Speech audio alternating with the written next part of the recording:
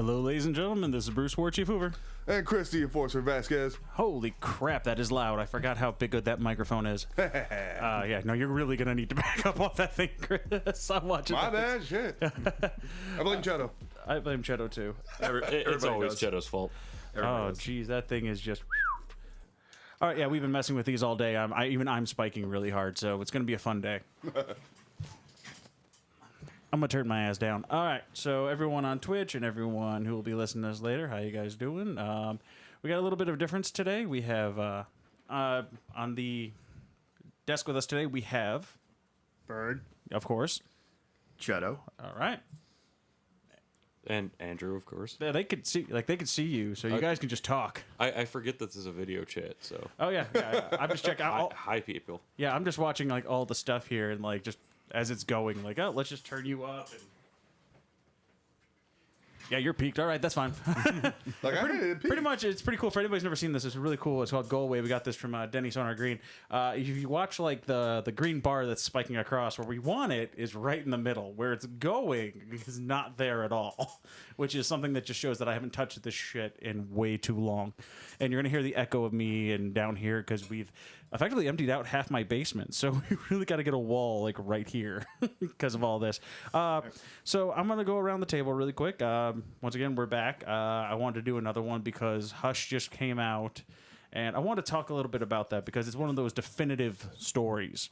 And Hush is just such a fantastic story that it actually spawned a lot of duplicators in the New 52 and things of that nature. And I want to talk about the differences between that, and that's why I have Cheto here. I'll run down the line really quick, and I will let them introduce themselves a little deeper, why I would have them here. Bird, why would I have you here? Because I live here. That is it, exactly. Effectively, Bird has watched all the animated series with me in the past, and that's about it right there. I mean, like, he's watched these, so he's got an idea of what the animated, like, universe has become. Correct? I'm trying to figure out what you're doing. I'm trying to actually get closer to this, but that's somewhat better. It'll work. Don't worry, we can. As long as we hear you here, it's going to be registering there, I hope. All right, and Cheto, you want to introduce yourself about as why I would have you here?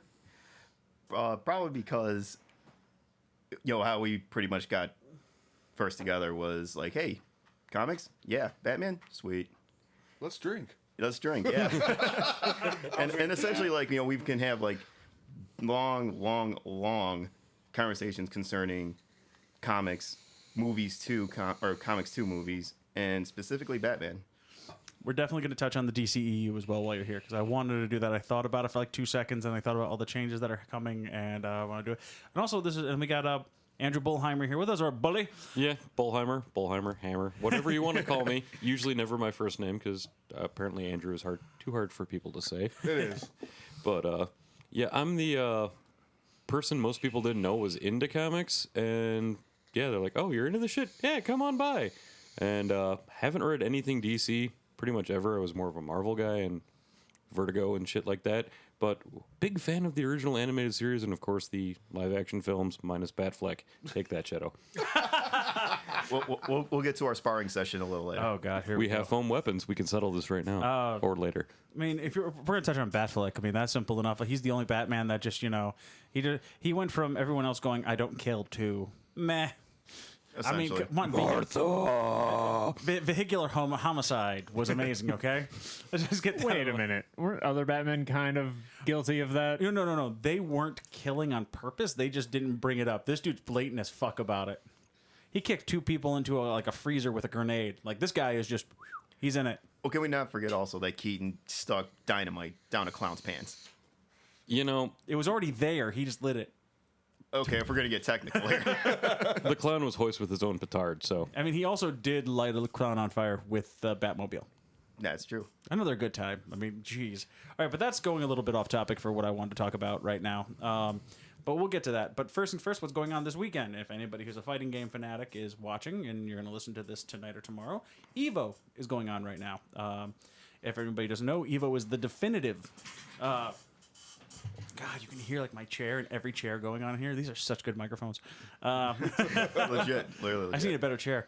EVO is the definitive fighting game tournament that goes on. It pretty much has some of the best, and then they take some of the more unknown. This year, The lineup, I have it pulled up right over here, is, of course, Street Fighter V Arcade Edition, which EVO started off as a Street Fighter tournament. You got to remember that, okay? EVO started off as a Street Fighter tournament, and it just blew up. Like, I want to go next year just for something. It's in Vegas. If a game's on you're not liking, go play some blackjack. Move on with your day. And then it has Tekken 7, which over the past 2 years has become a staple since Tekken has come back. Super Smash Bros. Ultimate, which they got rid of Melee this year, which was a big contest of interest because they held an open tournament, and that had the most participants out of any actual tournament at EVO, and had the most watches because it was just crazy. And then Mortal Kombat 11, which is another crazy one considering it just came out like this year. So that one just kind of just talks about the caliber of how good of a fighting game that actually became. Oh, not even that. For 11 at least. Well, 11 was announced before 11 dropped. Oh, man. That was the problem. So people were only playing betas when it got dropped. So it's like that just speaks volumes for the franchise as a whole. You know what I mean? Another realm. Soul Calibur 6, another brand new game that had only been around for like a couple months before it was announced, but it was out at least. Yes, but it showed that from its predecessor of 5 and how they rebooted the series, it is shown to be like amazing, and that it is worthy of actually being at EVO because of all the giant cast of characters as well as the creational tool that they can use. Yep, that is true. Then they have a newbie that I have never heard of because we need Japanime games in this. Under Night in Birth. Yeah, I'm not even going to try to read that bottom without getting any closer. It's a word, I just can't get it. But apparently it's something that's hot that no one's ever heard of, and they're trying to like launch it off the ground. Under Night Rebirth. In Birth. Oh, In Birth. Under Night in Birth. And I don't know when that one's coming through. Dragon Ball Fighters, which has blown up the scene. Oh, man. If you've never watched any combat on that, it's amazing. Like, it's just a really... It's like watching a Dragon Ball Z episode, because you have no idea who the hell's winning until a health bar just disappears. Like, oh, that guy's dead. All right, he was winning the whole time. Okay. Sonic Fox won. That's what's up. Then you got Blaze Blue, which we need our anime, which Blaze Blue or Guilty Gear have always been staples at these tournaments. And then another one that literally just dropped like 2 weeks ago, I think, or 2 or 3 weeks ago, which was Samurai Showdown. Now, as some of the older gamers, you guys would have heard of Samurai Dude, Showdown. I loved Samurai Showdown when it was on the Super Nintendo and Sega. You remember that one? Was my jam. Sega, yeah. One of the best features about that game is you hit a person hard enough, they lose their weapon. That's still here. Yes, that is awesome. Yes, but I was watching some of the combat, and I'm like, either these guys don't know how to play, or this game's just really slow because there's like all throwing out their heavy attack, and that's it. I'm like, all right, this is strange. Like, I think I stand a chance here. Usually how it goes. Heavy attacks win all. Actually, it's pretty funny. One of my guys at work today, I was just talking to him like, "Oh, you're a gamer. You have a Smash Brothers amiibos all over your desk. Do you watch?" He's like, "Yes, I know what has started. I came in third in a national tournament to actually join into EVO last year, and I lost." I'm like, "Oh, no kidding. Wow." He's like, So yeah. close. He's like, "Yeah, I would have been good, but it didn't really stand a chance because he's like, yeah." I'm not going to be as good as everyone else. I'm like, yes, it's called a 9-to-5 job. You know, you really, you're working. They're not. They're living in a house. I think Samurai Showdown finishes today, is what they were saying. I had my headphones on, so you really couldn't hear that. So they were talking about like Samurai. That tells you how much they were paying attention. Samurai Showdown was like, I think we're in top. No, it wasn't Samurai. It was Soul Calibur. It's like, I think we're in top 8 right now. Holy crap! This is like finals for top 8. What the hell? Oh crap! This ends today. We should be calling the match. I'm like, what the? That is some respect you guys are showing. Yeah, no kidding. These people, you know, these guys are playing their asses off. If you were to watch any of this, which you'll probably hear me down here watching this, which one of these games would you actually be interested in, Bird? Go around the table. I'm not really sure. Yes, thank you, Bird. I'm not big into watching fighting games, but I guess Samurai Showdown does sound interesting. I think that ends today, so that would have been a beautiful thing to watch for you. Chris? I'm a huge fan of Soul Calibur, but I'm actually a way bigger fan of Mortal Kombat, so I would probably be watching Mortal Kombat 11. Oh, that's a good one. Cheto? My heart says Street Fighter, but my mind also says Street Fighter. So Street Fighter, absolutely. So your heart and mind say that. What does your body say? I'm gonna go with No. I'm gonna go with the first game where I ever got to see someone's spine removed. So Mortal Kombat it is for me. I only want to say Street Fighter because of the amazing moments that have come out of Street Fighter. That's been about it. Like I love DBZ fighters. So they're racking up their moments. But Yeah. last year I was watching this and I tuned in for the last day because I didn't care who won at that point. Like most people. I mean, because it was Taquito and it was freaking Some random guy from a random country. No, it's these staple. It's these staple legends. I know. Daigo, freaking. It was it. I think it was PR Balrog was somewhere in there. It was a really ridiculous thing. It was all foreigners except for one guy from Long Island. One lone white guy that literally everyone got behind. Long Island Ice The Tea. commentary had to be fucking great, mate. It was insane. They were going crazy over this guy. The crowd was losing it. Like he was running it back on people, but he got knocked out. Like he was it was in final 8 and he got knocked out in the first round because I mean it was a really good dream. He came out there in a pink backpack with his thing.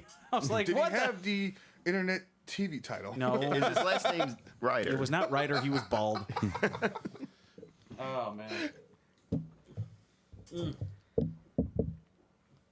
Dum, dum, dum, dum. I keep whacking into it with my foot, so I'm moving the mic. I'm sorry. I do think we kind of have this stand and that stand switched. Oh no, yeah, we probably do. I was just too lazy to move it. It just works out right now. Hey, I came here early so I could actually watch the said movie we're talking about later. So Oh, came over We're to watch talking us. about a movie. Oh, yeah. And then we also, which was kind of funny here, they also announced while they were there, because this EVO is also their really big announce stage. Apparently, anybody here know League of Legends besides me and Chris?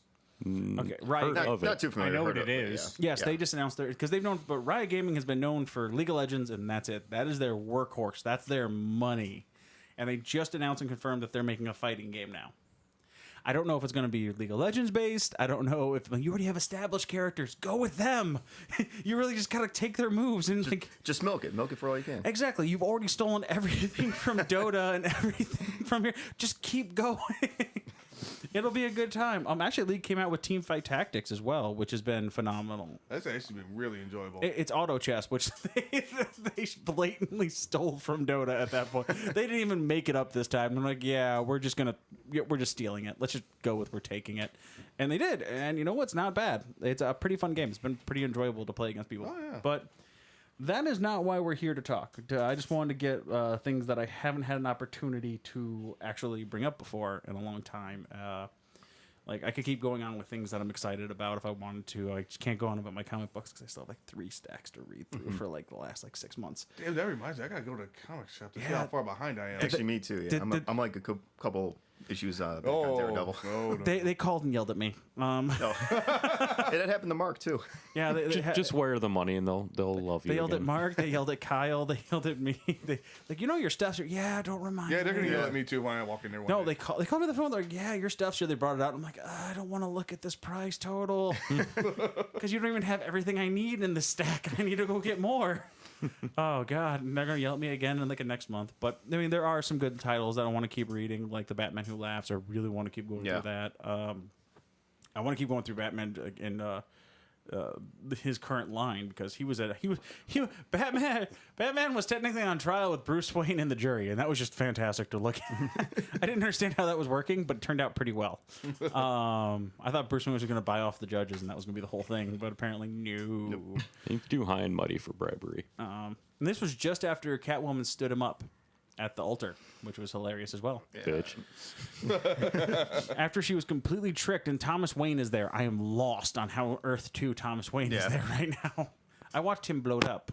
This is all news to me, so I'm slightly confused. So You don't have to be, as long as Cheto understands what's going on. I think I'm okay with this. So we'll go ahead and we're going to go ahead and talk about Hush. I have watched it, I think it would be 2.5 times because I've watched it. you were in and out while you're was- setting up the equipment. Yeah, I was in and out watching it because I knew what was going on already. We're going to go ahead and I'll let Cheto take over here for a second, and he is going to explain the comic book. How much of the comic can you remember?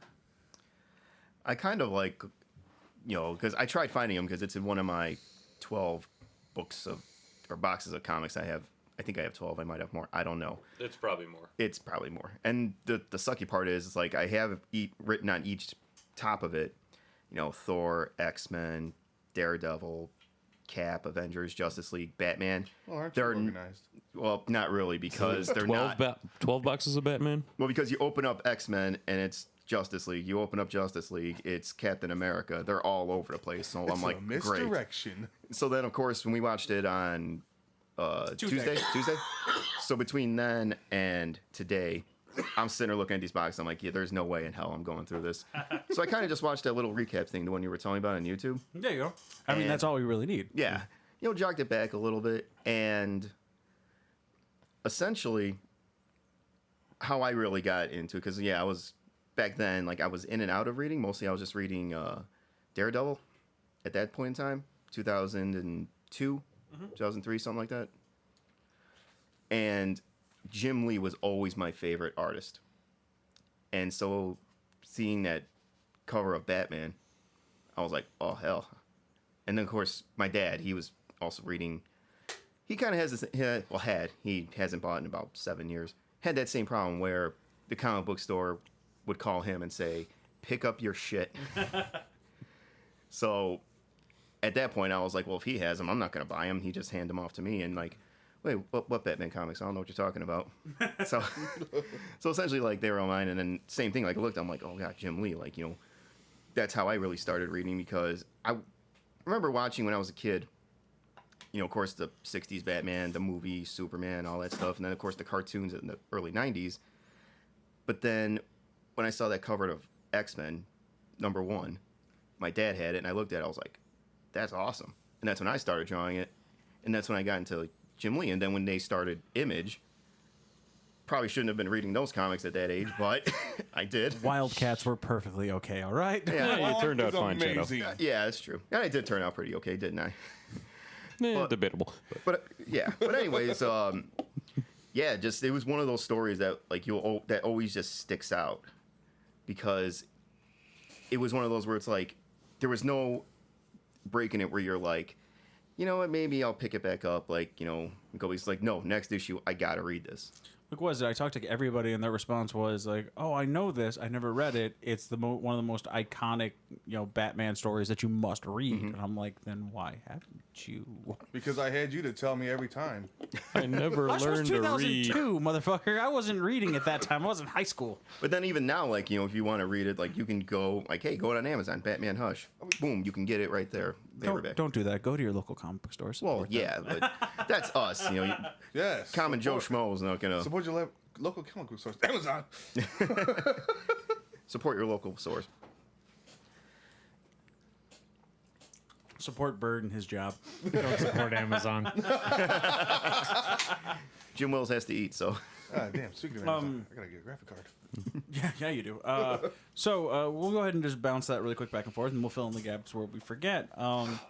Effectively, it starts off with we're doing comic for right now, and we're trying to hit all the high points and just try to keep it where we can.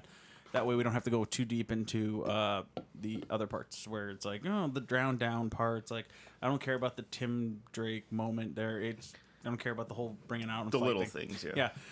But if you want to do a quick rundown, effectively, it starts off with Killer Croc abducting somebody and doing it in broad daylight, which makes no sense. That was Bane. We're doing the comic. Oh, comic. This is the part where you get to lay back for a minute. Oh, okay. No, wait. I thought I had a point, and then he said it, and then I'm like, oh, I feel stupid too. Okay, and we're going to get to that point where I'm actually going to get to that point. I'm going to hit on that point a lot, actually, because it's going to make sense. I'm actually interested to hear the description, and so I can kind of judge the difference. Oh, yeah, about that. So, yeah. All right. Okay. The difference is like almost non-existent. Let me just get that out of the way. Is Bird leaving? Yes. Oh, you're getting Chris a drink. Got Yes. it. This is on the podcast. I'm in for it. Tony, I hope you enjoy. Turn down your volume. This is probably really loud. I gotta fix all this. I gotta get Denny here. Who's getting married? Zonar's getting married. No way. Yeah. Zonar, I hope you're listening. You're Yay. awesome, buddy. Golf claps Yeah. all around. So, effectively, it starts off with Killer Croc abducting a child.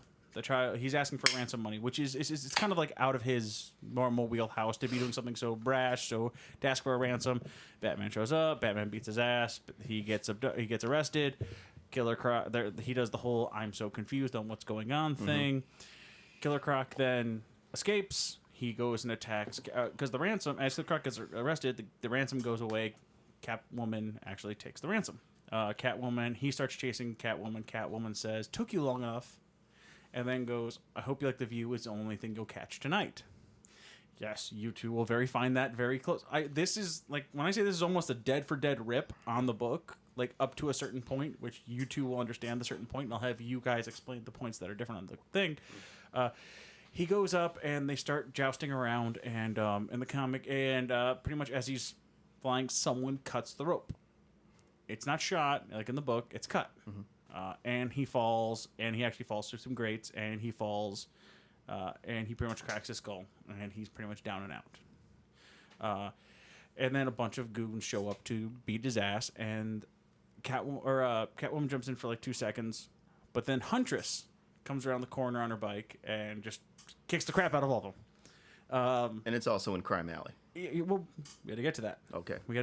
That part's actually not revealed until the very end. So he pretty much does that, and he gets back up, and he starts. They go, "We need to take him to a hospital."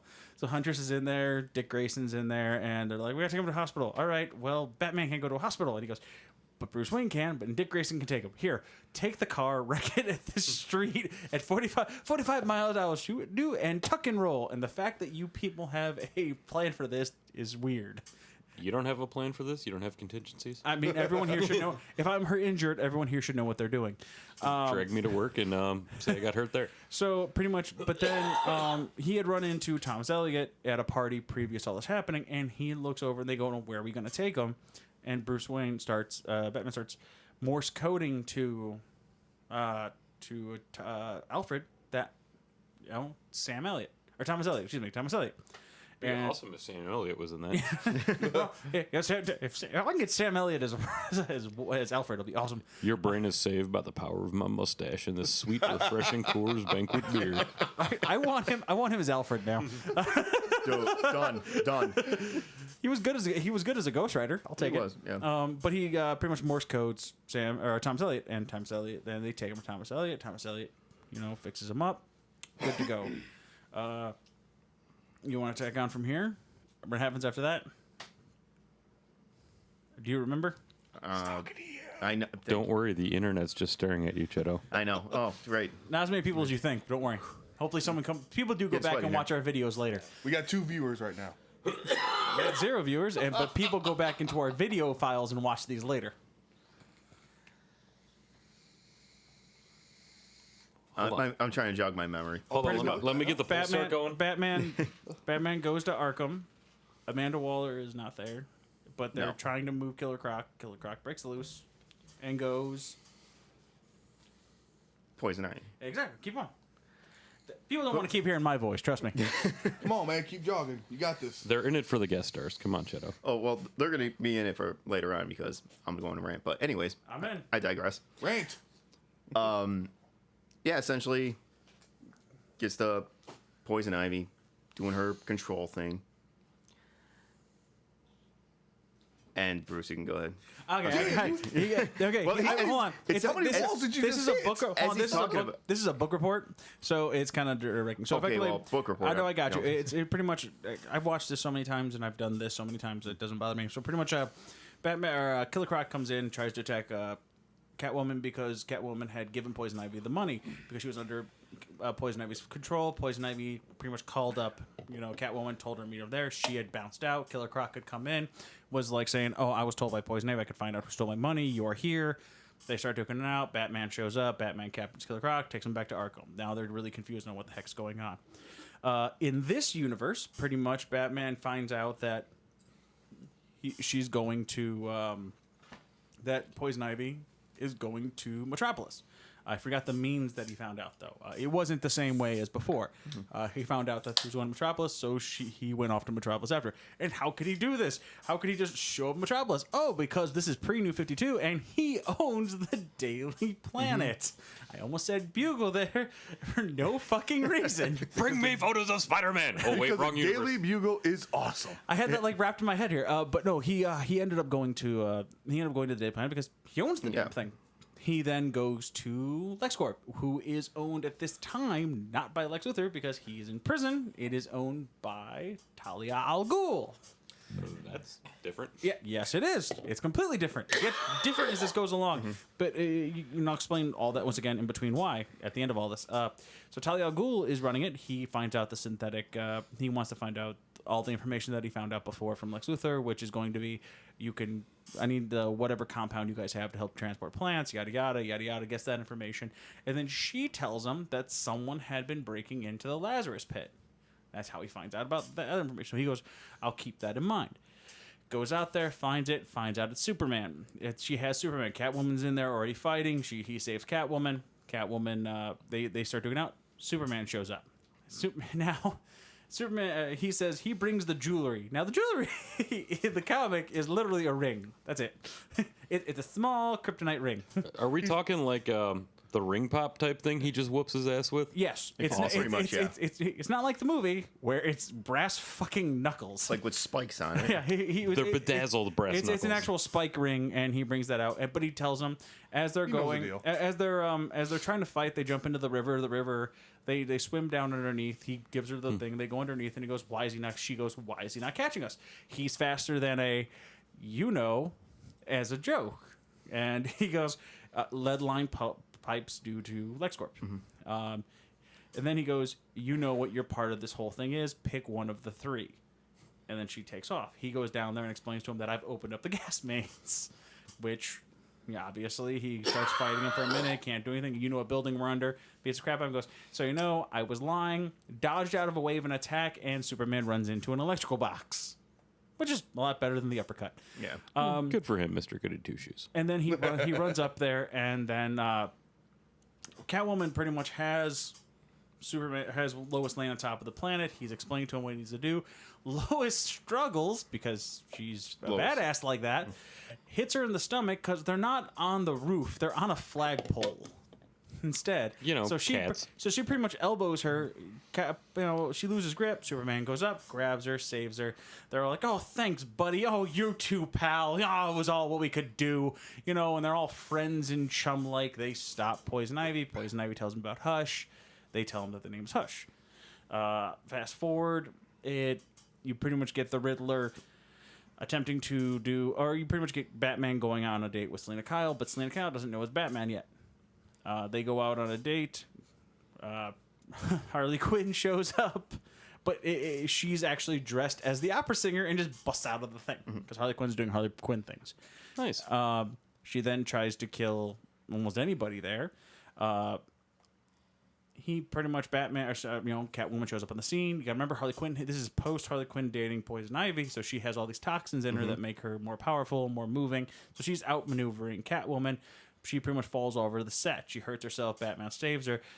She looks at her and goes, if you let that stupid clown get away because you saved me, I swear to God," and then just passes out, which is like just hardcore at that point. Goes out there, finds the Joker standing over Thomas Elliot. He was on a double date with Thomas Elliot and them, and finds Thomas Elliot's body dead in the freaking alleyway, and the Joker sitting there.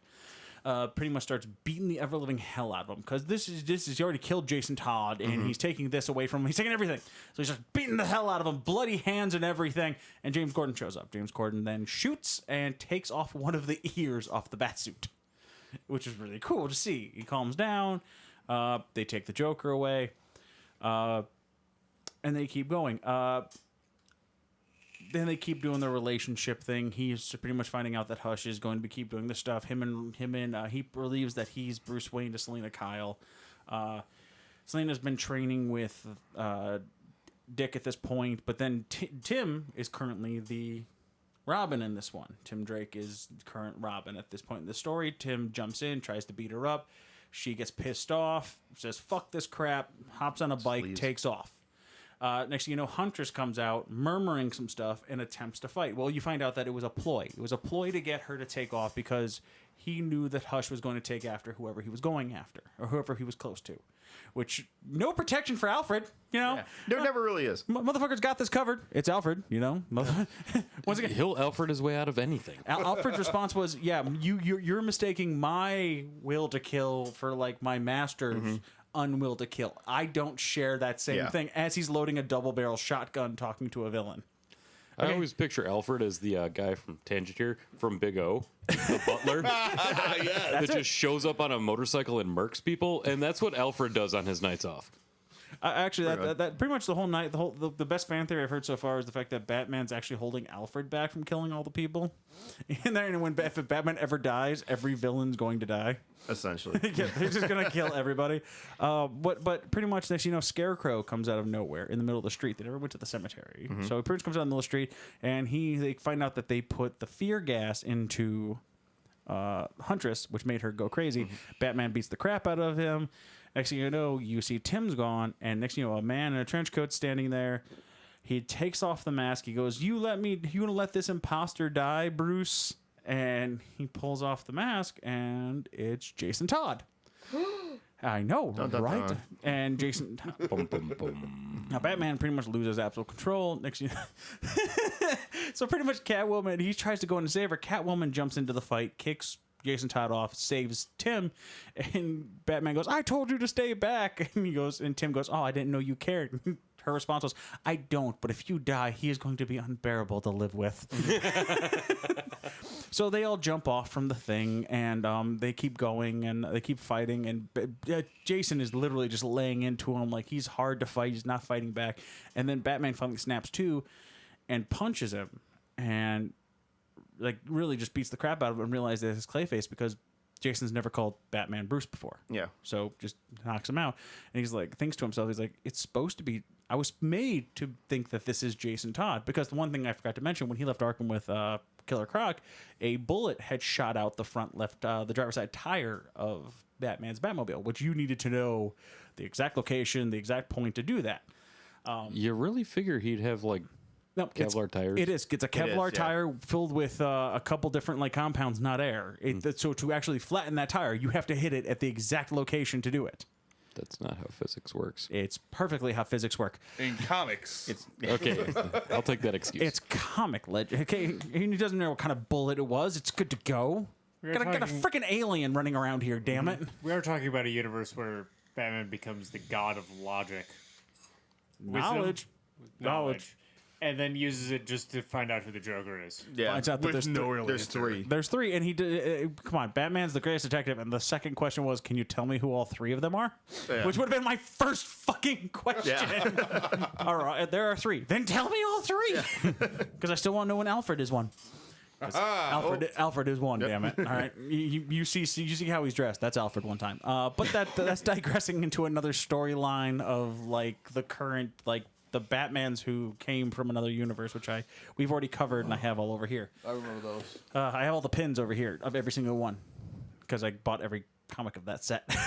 So it's a really good story too. If you haven't read that, go read that. So he finds out that everything was supposed to lead him to believe that was Jason Todd. The whole way through, he fell in Crime Alley. That was the same tire that he found Jason Todd trying to take there. But he goes and sees Oracle, of all people, and yeah, Oracle.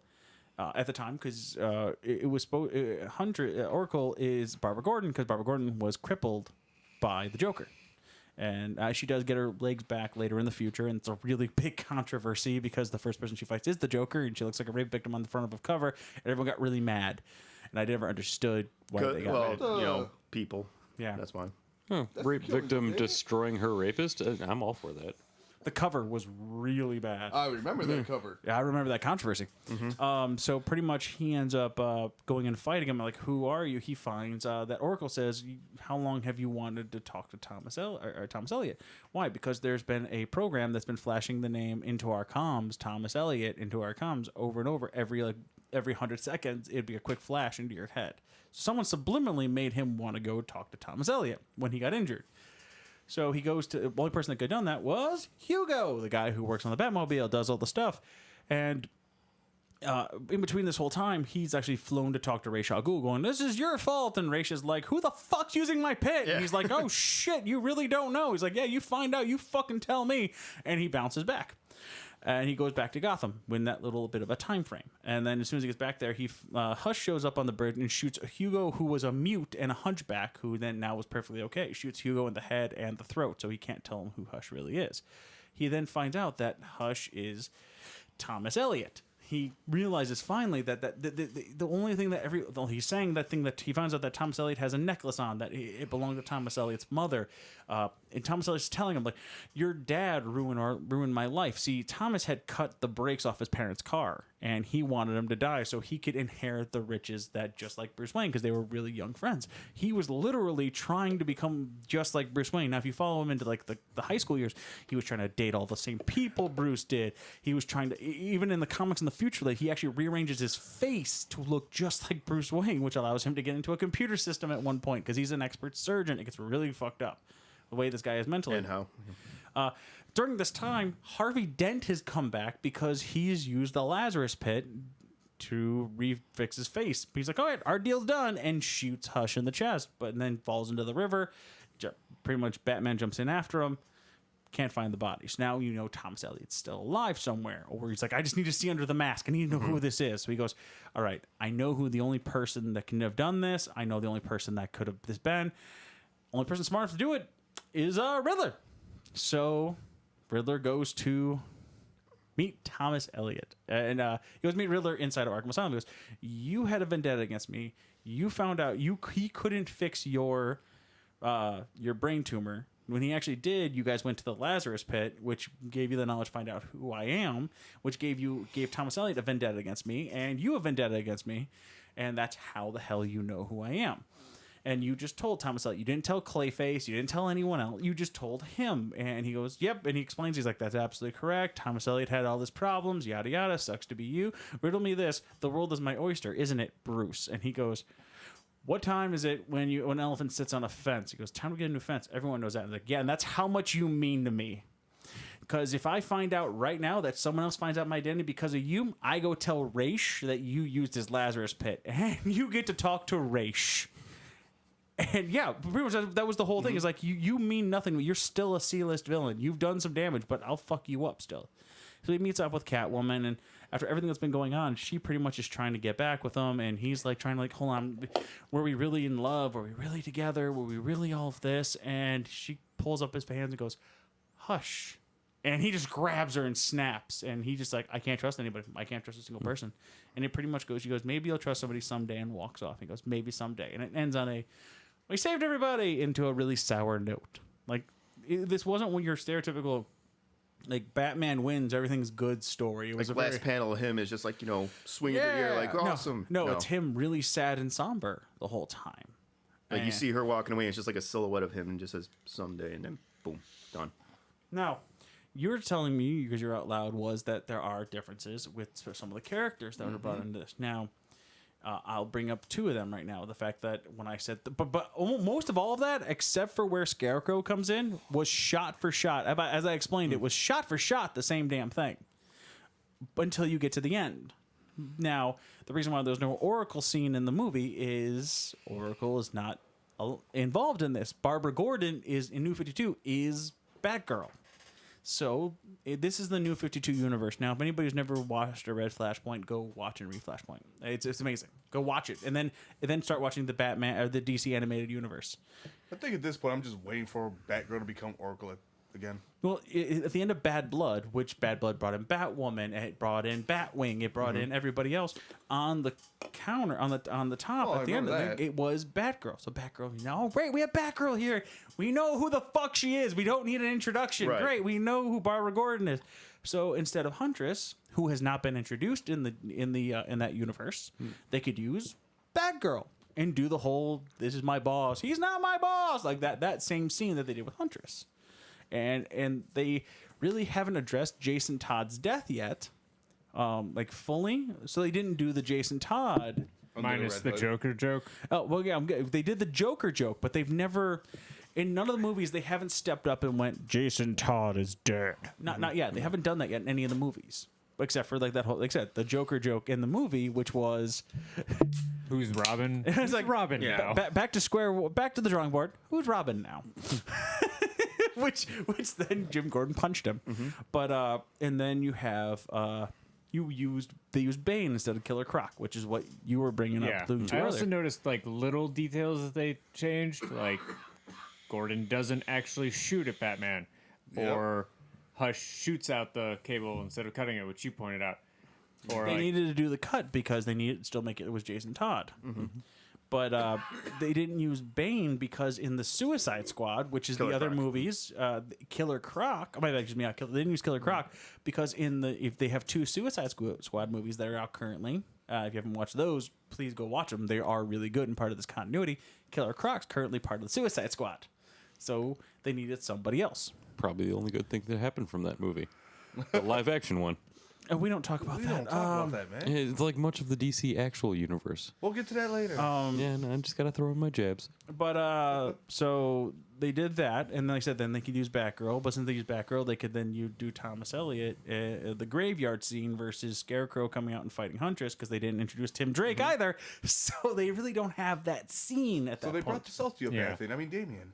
They bring Damien, who was busy and was just hilarious. I mean, the movie, the book is great. So. If you can just go in and fill in like the points of the movie that were different until you get to the end. Who Hush was? That would be the end.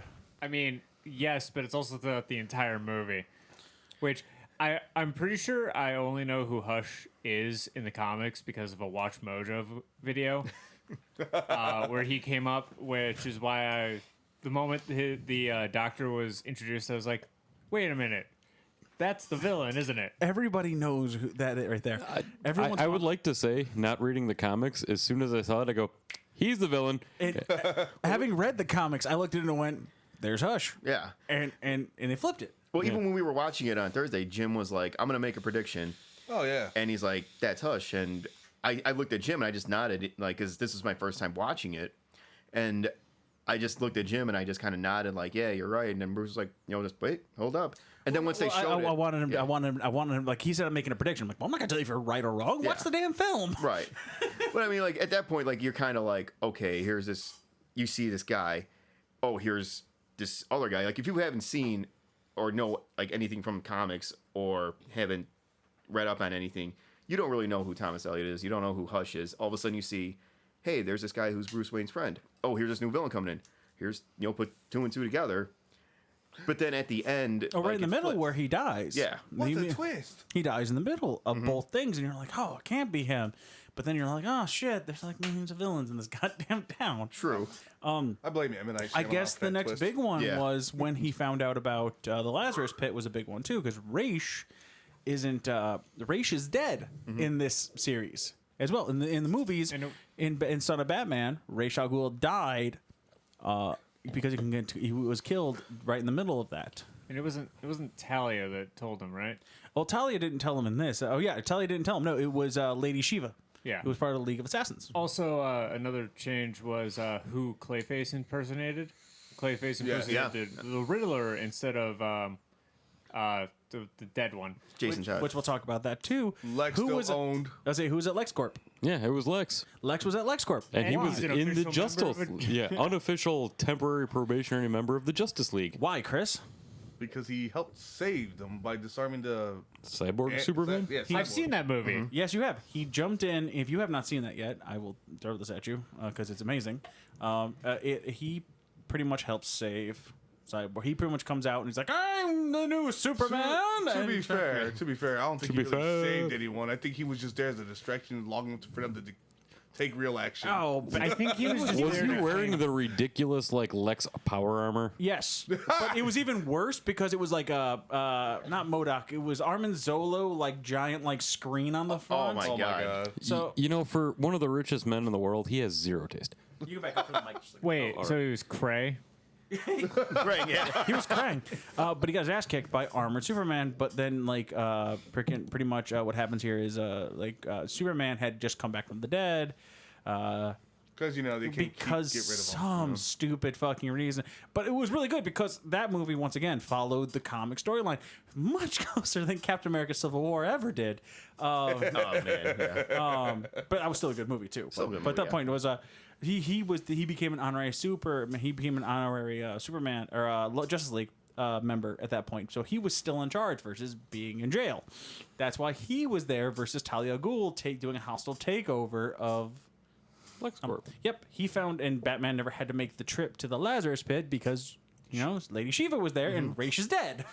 Also, other small differences that I picked up. I don't know if this was post when Harley and Ivy were together, because Harley didn't seem to have anything, and she was with the Joker. So I don't think she ever went. Did she go back to him? There's been times in the comics where they went back. New 52 style, this is strange because you can't really tell because she's also been injected with Joker toxins and things like that to augment her abilities. So in New 52, that they've never done that relationship yet, so it's really hard to tell. Yeah. But she has gone back to him in the past. But yeah, in the movie, she seems very back with him because she Mop calls him. pudding. Yeah, but also she's not the clown. She just hits the clown with a hammer. Correct. That was another thing that they did change at that point. Then I guess we can go into the movie big parts. So Well, I was going to say one little go ahead. difference I noticed, and also something that I kind of picked up on is, well, Bruce Wayne runs into an alley outside of an opera house and sees his friend shot instead of his parents this time. Very Crime Alley reminiscent. well, I mean, it was the same thing. I mean, the same thing happened in the book. Yeah. I mean, he pretty much walked down to an alley, and once again, another alley, and there's a guy with a gun, and that's what he believes. Yeah. In the movie, they went up and they found there was a silent alarm break-in at Thomas Elliott's place, and that's when he went in there and Armin something, I can't remember the fucking guy's name to save my life, and no one ever should unless we're doing trivia. The Inventor of crosswords. the inventor of the crossword puzzle, and they Google go. it. It's not like we play trivia at all. Erwin? Like Arthur or something like that. He goes in there and finds out that oh, okay, this guy has cancer. All right, I know who had cancer because I'm fucking Batman, and it's a crossword puzzle. So Duh. it's effectively he knows it's the Riddler. So instead of finding Riddler at the end, he finds him right at the beginning. And what does he do to the Riddler in that place as Riddler's talking shit and saying he knows his identity? Slices his throat. And who does it come out to be? It's Clayface. And it's Clayface. And what's his exact words that he says after he slices that out of his throat? You shouldn't have done that. That was what's controlling him. Exactly. Which then turns into one of the greatest fight scenes because you pretty much have the Joker on the outside playing Doing JR. commentary. Okay. Yeah. It was God, that was so awesome. funny. How many other villains? Don't tell me. And scene. If you've never watched this, the comedy in the New 52 universe for these animated films is amazing. But you find out that in this universe, Hush is The Riddler. because he went to the Lazarus Pit. exactly. I mean, and that's pretty cool. I mean, you now know who did it. You know who the bribes are. This just bumped the Riddler up from C to B. No, he was still a C-list villain. He's maybe a C+. He got a temporary B and then dropped down to a D. Yeah, it was pretty bad. But I Batman would say F because, fire. Batman then fucks with him again, and like he finds out that joke. He pretty much the Riddler had paid off some bribes to go do. To go to the Lazarus Pit, so he gets there, and that's where everything. He figures it out. He gets his brain tumor taken care of, and then he puts everything together and finds out that Batman is Bruce Wayne. And then he's pretty much calling the action of what's happening after that, which was really cool. You have to admit, which was pretty neat. And what was the most sadistic thing? So he jumps to the window, and what happens?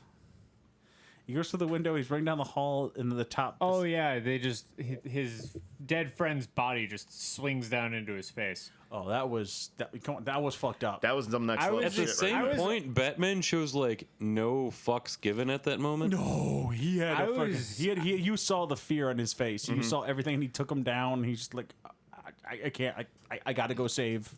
I gotta go. Yeah. I was expecting kind of a Roy Mustang moment there. He started that, but then everything he started saying to that- the Riddler was Yeah, amazing. that was kind of how he ended up with the Joker at that point. I mean, then he goes and fights. Then they have the really big fight scene at the end of on the thing where he's talking shit, and Catwoman's doing her great escape moments and defying the laws of like what her arm should be able to hold. Like she should not have had an arm in socket when she was done with all of that. Well, we don't know if it was an aluminum block because that may have only been like 120 pounds. So I knew that was coming. I was looking at you going. I was like, what kind of block was that again? you know, it's hard block? to tell in cartoon physics, but yeah, you know. Still, it was hanging by her fingernails. You know, but she's got the claws. I mean, who knows what that Batman suit's did made give out her a of? hand, you know, he threw the little thing out there so she can actually hold on to it. That's true. Yeah. Holy crap. Okay, cool. We still have like 10 minutes for Cheddar to go on a rant. Woo! All right. Pretty much at the end of it all, I'll wrap it up really quick for you guys to go see it. If you haven't seen it, please go watch it, download it, purchase it. It's such a great film, and it'll lead into something else. Effectively, Catwoman saves herself. She gets out of there. They fight the Riddler as Batman berates him, and he ends up then just knocking the pretty much. He tries to save him, and Catwoman cuts the line, and he falls to his death. And that pretty much wraps up the loose end of who knows who Batman is, which is pretty cool. I mean, I thought that was For interesting. now. Because her response, the witty entertainment between the whole thing was amazing. I mean, what would you give that? I mean, out of all the animated films, I still give that a strong 8 out of 10. Like that was really good. I didn't like the joke. I didn't like the Riddler ending. I would have preferred Thomas Elliot. Oh, of course. It works, but it kind of like ruined it for me. So, what do you think? You've seen the anime movies. What do you think, Bird? Maybe like a 7, only because there was one scene that just felt like time was passing really quick, and they didn't really address it, which is like their quote unquote dating kind of montage, which seemed just really out of left field. Well, maybe not out of left field, but it just didn't seem to fit with the flow of the rest of the movie. And because at one moment they're rushing to figure out who this guy is to stop him from killing the people who matter to Bruce, and the next they're going on dates and fighting all of his other Thugs. low-class villains together, which they don't explain if that has anything to do with Hush or if that's just them dating. I guess That's an interesting dating practice, by the way. I say column A, column B. Treat it like how they use the ploy instead. Instead of that ploy where they, pretend to portray Catwoman, they just do the whole date montage and see if that might work. Yeah. I mean, for me, like if it's, I always welcome change from source material to whether it be this animated movie or a TV show or whatever, if it works. And for me, it worked because going into it, I'm like, okay, it's Thomas Elliot. No, he's actually dead. It's the Riddler. I didn't see that coming. I'm like, no shit. I saw the look on your face like, son of a bitch, you made me wrong. Exactly. Yeah, it was. I was like, what the hell? I mean, Not the first time you've been wrong about Batman, Shadow. I'm good with it. Here's the thing. I'm okay with it. Yeah. To me, I would have just preferred like the true to the source for this scenario, for everything that was played out. Like I was welcome to the change. Oh, you gotta be kidding me. Looked like something just skipped and popped. Are we done? Did it end on us? Is it over? I thought I extended the timing, and apparently I didn't. He cut us off. That is absolutely true. Well then. The universe does not need to hear my opinion on this movie, apparently. I'm sure it just doesn't want to hear Cheto's rant. Oh no, we want to hear Shadow's rant. I'm also pretty sure Twitch is still rolling. Oh yeah, Twitch is absolutely rolling, but All it right, was Twitch getting, is rolling. We got Twitch. hold on, Let's it do was this. getting the WAV file so I could put it as a fucking Google Play was what happened. All right. All right, well, someone keep talking, or I'm going to start. Just give me like 1 second. All right. 3 seconds, 2 seconds, 1 second. I mean, you could always fill the void with showing off your collection of Batman tattoos while we're waiting, Shadow. So how about this great taste, less filling Miller Lite? Oh, go to hell. That's not who sponsors this. You can back up. But if you're Somebody interested in sponsors sponsoring this? us, please contact Bruce. Who else I get in contact? All right, so I will have to download this as a different file, try to convert it, and pull it all as a actual file, and try to upload it because everything just got lost That sounds convoluted. on the shit. wave. Because I tried to extend the time because we were like 4 minutes out, and I'm like, I want to hear this rant. Yeah, it's all Greek to me. Same. Long story short, I was using a program to record the voice, and the voice left. So, I know that our voices are still going. That's the important part. So I can just download it off of Twitch later and see if I can. So the convert it. ratings we have are. I mean, go ahead. You were saying you enjoyed the change. I did. I mean, if it, like I always said, like if it works, like obviously, you look at any comic book based property and it's not 100%. It's not even 90% most of the time. Like to compare it to like what you brought up earlier, Civil War, which, as I like to call it, civil disagreement. Where Civil War used a name to get us in seats. Right, exactly, and They succeeded. it was still a good movie, but you could have called it something else. But as you said, Civil War is going to bring butts in. So with Internal with disagreement. this, civil disagreement, yeah. Like for this one, it was like because you go into this like Jim, like he was watching it, not knowing who Hush was, not knowing what the hell was going on, and he called it, but he was wrong. And then of course we're going into it thinking like, okay, Hush, Thomas Elliott. Oh, it's the Riddler. Okay, then that just changed everything. And then the scene, it still kept like the whole spirit of that storyline intact. Where you're gonna have changes. You're gonna have minor changes, like with characters, and then with Batman's his wire getting cut, little things like that. And then you're gonna have like those huge change everything. Like the end. The M. Night Shyamalan twist. Yeah, and it worked. Yeah, it works. It works, I'm a so Lama that's Ding Dong why twist. I'm okay with it. Yeah. So probably 7.5. I mean, if you watch the rest of them, it's not up to snuff with the rest of them. Right. But like I said, I didn't mind the change. It didn't irritate me, but I would have liked to see Hush around for more films. That's where I was getting angry. Okay. Yeah. That's pretty much why I was like, okay, you got the Riddler, you have to kill the Riddler now. And then because you're not using Thomas Elliott, who does come back. Mm-hmm. Andrew? As someone who has not really read much Batman, I think the last Batman comic book I read was The Dark Knight Returns. But like I said, I've never been a big DC guy. I like the Batman movies, I like the animated movies, I like the TV shows, but never big on the DC comics. They just kind of irritate me for God knows why. But I would give the movie a good 7 out of 10. It was enjoyable. A lot of my problems with it come more from what I would like to consider sloppy animation work in a lot of scenes. A lot of the fight scenes where Batman and Catwoman are working together, it looked like they reused the same thing of, Batman ducked down, Catwoman, throws a kicker. I had that argument with him someone today that Catman existed, and I had to show him. Yeah, Fairly Odd Parents. Well, That's the first place I went because that was voiced by Adam West, and that was the best part about it. yeah. Go ahead, Ed. Well, anyway, it would be that. Then she'd like backflip over him, and then it would be the same shot. This was all during their dating scene, and they did a really good job on most of the animation. But then they'd break down to the Riddler was running away in the looked like an armored car, and it literally looked like someone was pulling an armored car across a backdrop, and then moving it, and the rest of the animation to that point was pretty good. It looked like 1990s animated Batman, and I think that's what they were kind of going for to give you that nostalgia It did because have that they gave him the old look to suit it. and everything. They did that, but at the same time, the recent movies that I've watched of the animated have been of a little bit better caliber, and I complain about animation a lot. And other than that, plot twists are good, action was good. I enjoyed the character development. One of my first complaints is, oh God, don't make Bane a fucking stupid villain again.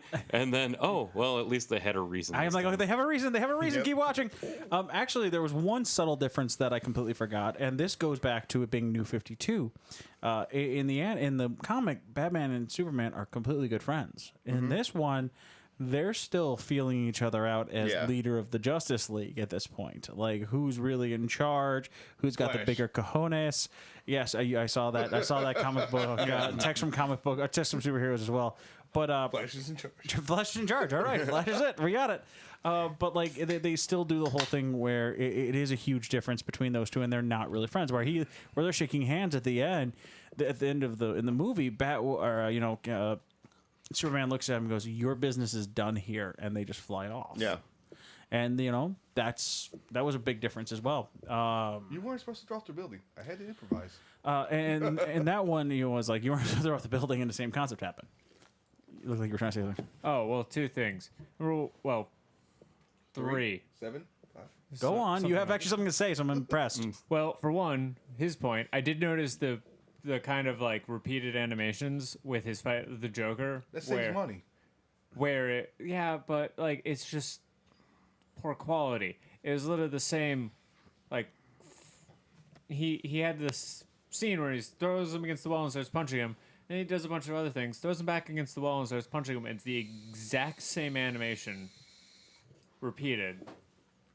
But I did want to point out it seemed like a bad idea to leave Superman just cradling Ivy and flying away after she was just in control of him using lipstick Kryptonite lipstick. that was Synthetic kryptonite Yeah, lipstick. at that point though, Superman. I want to know how she got him in the first place, because at that point it's like Superman's just gonna be like, oh, Superman's unaware at this point, where it's like if you fucking try it, New 52 Superman, if you try it, I'm going to blow your face off. Yeah. Like there's a difference between like old school Superman and this Superman. He will like, you try to kiss me, I'm just going to drop you. Is his thought process. You wake up and try, I'm going to let go. You're going to die.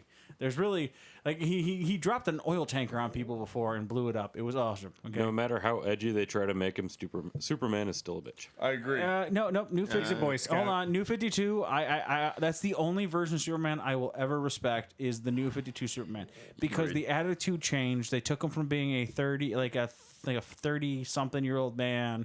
They made him 25, 26, and they gave him an attitude. They made him feel it, and it worked really well, because you still had Batman, who was in his mid-30s, trying to connect with him. They weren't buddy fist bump. They were like, I'm still on edge with you, but not I want to kill you anymore. Like I'm going to show you that we need to work together, type of thing. But we may not like it. You still have basically the comic book equivalent of a god running around, and there's only so many things you can do to make stories interesting. Oh, actually, the fun part of that god is how many times in the animated series he's gotten his ass kicked. One's by Damian, the other one by Sea King, or Ocean Master, excuse me. Because that was my favorite moment. Okay, old man Superman's like, oh, I gotta go beat that guy. This one, I'm gonna shove that magical trident up his ass.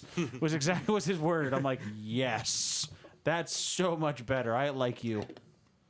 Your third thing? Oh, the third thing was by far the most unbelievable part that I found in this entire movie was the Riddler's scar being in the shape of a question mark from his brain surgery that shouldn't have happened if it was inoperable. Yeah, no, I got you. And at the same hold point, on, the inoperable part, he brought up that it wasn't inoperable. It was so close to being inoperable that only one person would take the case. Yeah, but then he said he couldn't do anything for him. And No, he did it and it failed. Ah. It's his exact words. It failed. He couldn't finish the whole thing while he was in there. The fact that he came up with a frickin' thing was just comic book relief. and at the same point, isn't the Lazarus Pit supposed to heal like wounds and scarring like that if you jump in there? Tells me at that point he did the scarring when he was done. No, he had the stitches in his head when he went into the Lazarus Pit. They showed it in the scene. Well, also, if you think about that for a minute, like he could have done that to himself, and the Lazarus Pit effect, as Batman said, the Lazarus Pit effects are not permanent, so that could have been coming out. My thing is the fact that he was actually really good with a bow staff with a freaking like a scythe Riddler stick. That was mildly entertaining. I'll give it that. But I will say it is better than Bad Blood. Have not watched Bad Blood. Yeah, you're not missing too much. You get like you get some really cool character introductions in that one with Batwoman. It's and enjoyable, but you just forget about it like when it's over, pretty much. I mean, like it introduced like every other it DC introduced movie. Batgirl. Okay, hold on. My favorite scene out of that whole Bad Blood movie was Damian's like, I will not. He's fighting the biggest guy there. Accidentally drops him into a turbine. He's like, throws his thing around. I will not kill. Pulls up a boot and just goes, damn it. I remember that. It was funny. like he tried. You know what? Damian's like, didn't work. I gave it a go. All right. I gave it my shot. But like I said, what out of 10? What do you give it, Chris? 7.5. 7.5, you know? I thought it was pretty entertaining. The jokes is what really made it give it that 0.5. Oh, come on. It was campy enough not to suck. Oh, yeah. Yeah. But it was dark enough to be a Batman film. Exactly. Bird? It was. You already asked me. I was the didn't first hear what you seven. said. 7? Okay. And The general- Bullheimer? I was about a 7, 7 and The a half. general consensus is 7. 7. 7.5, yeah. 7. It's 7.5 due to averages. Okay. The law of averages tells us 7.5 We at got this 2 point. 7s, 2 7s and a half, and And an 8. I'm not doing that math. Who the fuck gave it an 8? No, Bruce. Oh, okay. I forgot he was here. We'll just do I've talked for like the last hour, which is where I'm at this point. My bad. I forgot you gave an opinion. You're yelling. I have the consumption over here. It's all right. So. All right, so I guess that's my review on that one, and this is everyone Comic-Con's review on that one. I know Kyle will have his own review on that. I don't know if he liked it or not. I don't know if he watched it or not. I'm gonna bet money not. I know that I know what I think about it, and I like it. We've been 10 minutes over our time anyways at Dear this point. God. No, the recording would have stopped. It would have stopped anyways 10 minutes ago. I just stopped it way prematurely. So much for your rant. I know, no. We're on Twitch. Oh. I'm going to figure a way to convert this to a WAV file. This is what I Shadow's do still for a getting living. his rant. It depends Might have what a his program for depends that. what his rant is. So if we're going to keep on the DC animated really quick, I want to stay there for a moment. What animated film would you like to see next?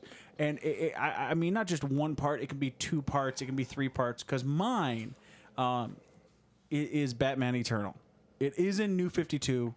Only things now that I took away is Hush and Riddler. Because in that story, Hush was actually taken captive inside the Batcave, and he had to deal with Alfred, and it was quite entertaining. And Riddler was off into a fucking... he was off on the mountains in a freaking mountain range, like scared shitless when Batman went and talked to him. I feel bad for anyone that has to deal with Alfred, honestly. Yeah. It was a really fun thing because like Alfred has a bat suit down there he gets to wear. Okay, it's like a giant mech. He doesn't really give a shit. Okay, Mechs are cool. but that right there was it brings in Lucius Fox. It brings in the Clue Master and introduces Spoiler. It's 52 episodes, 52 issues long. It's a year-long thing. It's the first year-long thing that I've kept up with in comic book standing because it came out once a month.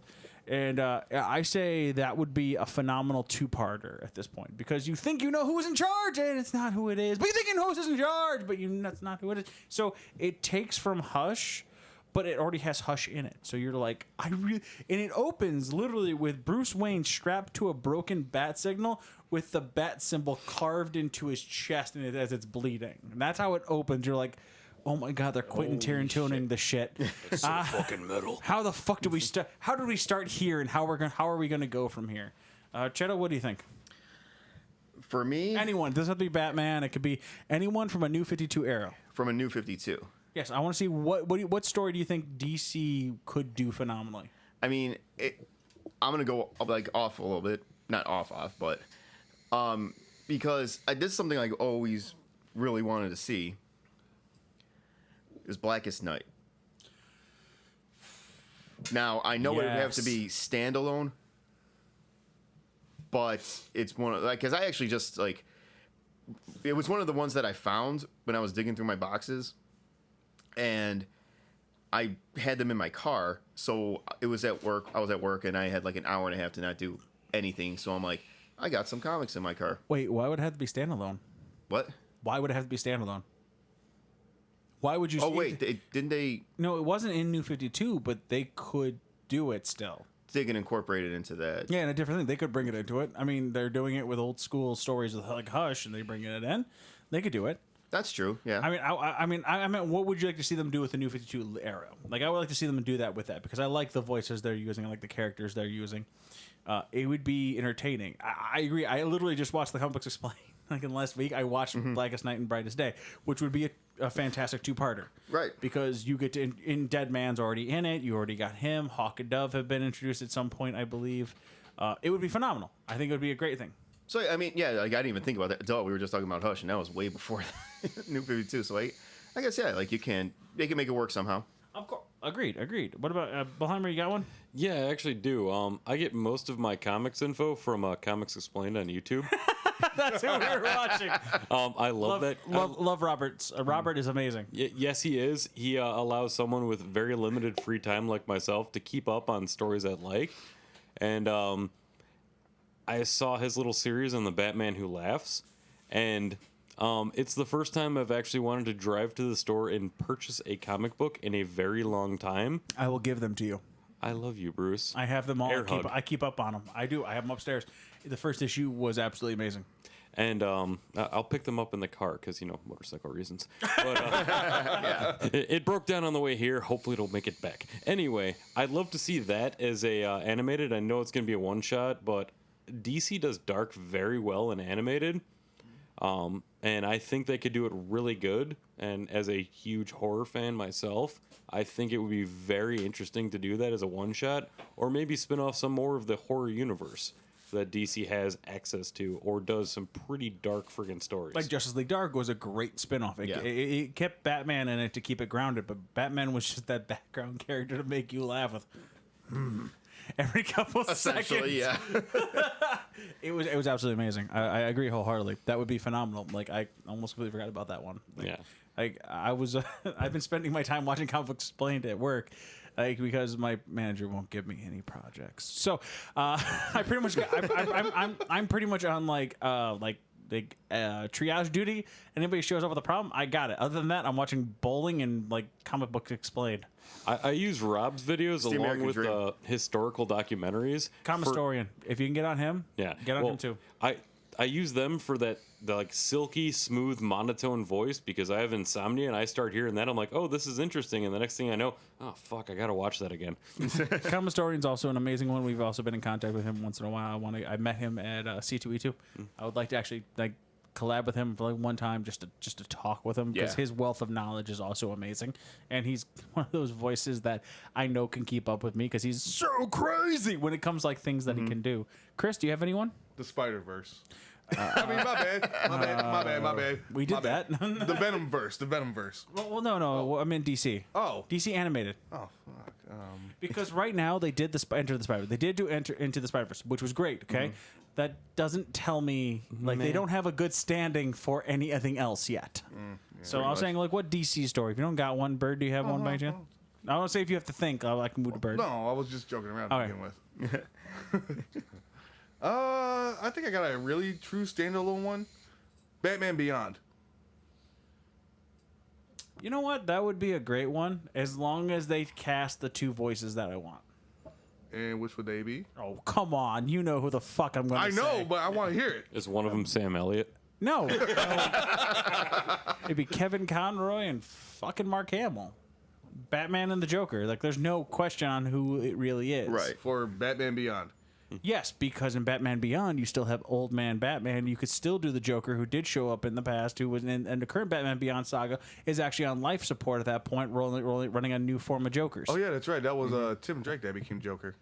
Yes, there was Tim Drake who did the Joker thing, but in the animated series, or animated movie that they did. But I'm talking about like in the current run, there is like, hey, we have the original Joker who is literally on life support. Yeah. They've had him for a while, so you could literally bring them back and do that Can I storyline. at least get Will Friedle to play Terry McGinnis again? Oh fuck yeah! Yeah, Oh, right. yeah. Thank you. Absolutely. I mean, that's the only way I'm ever going to accept Robert Pattinson as a fucking Batman.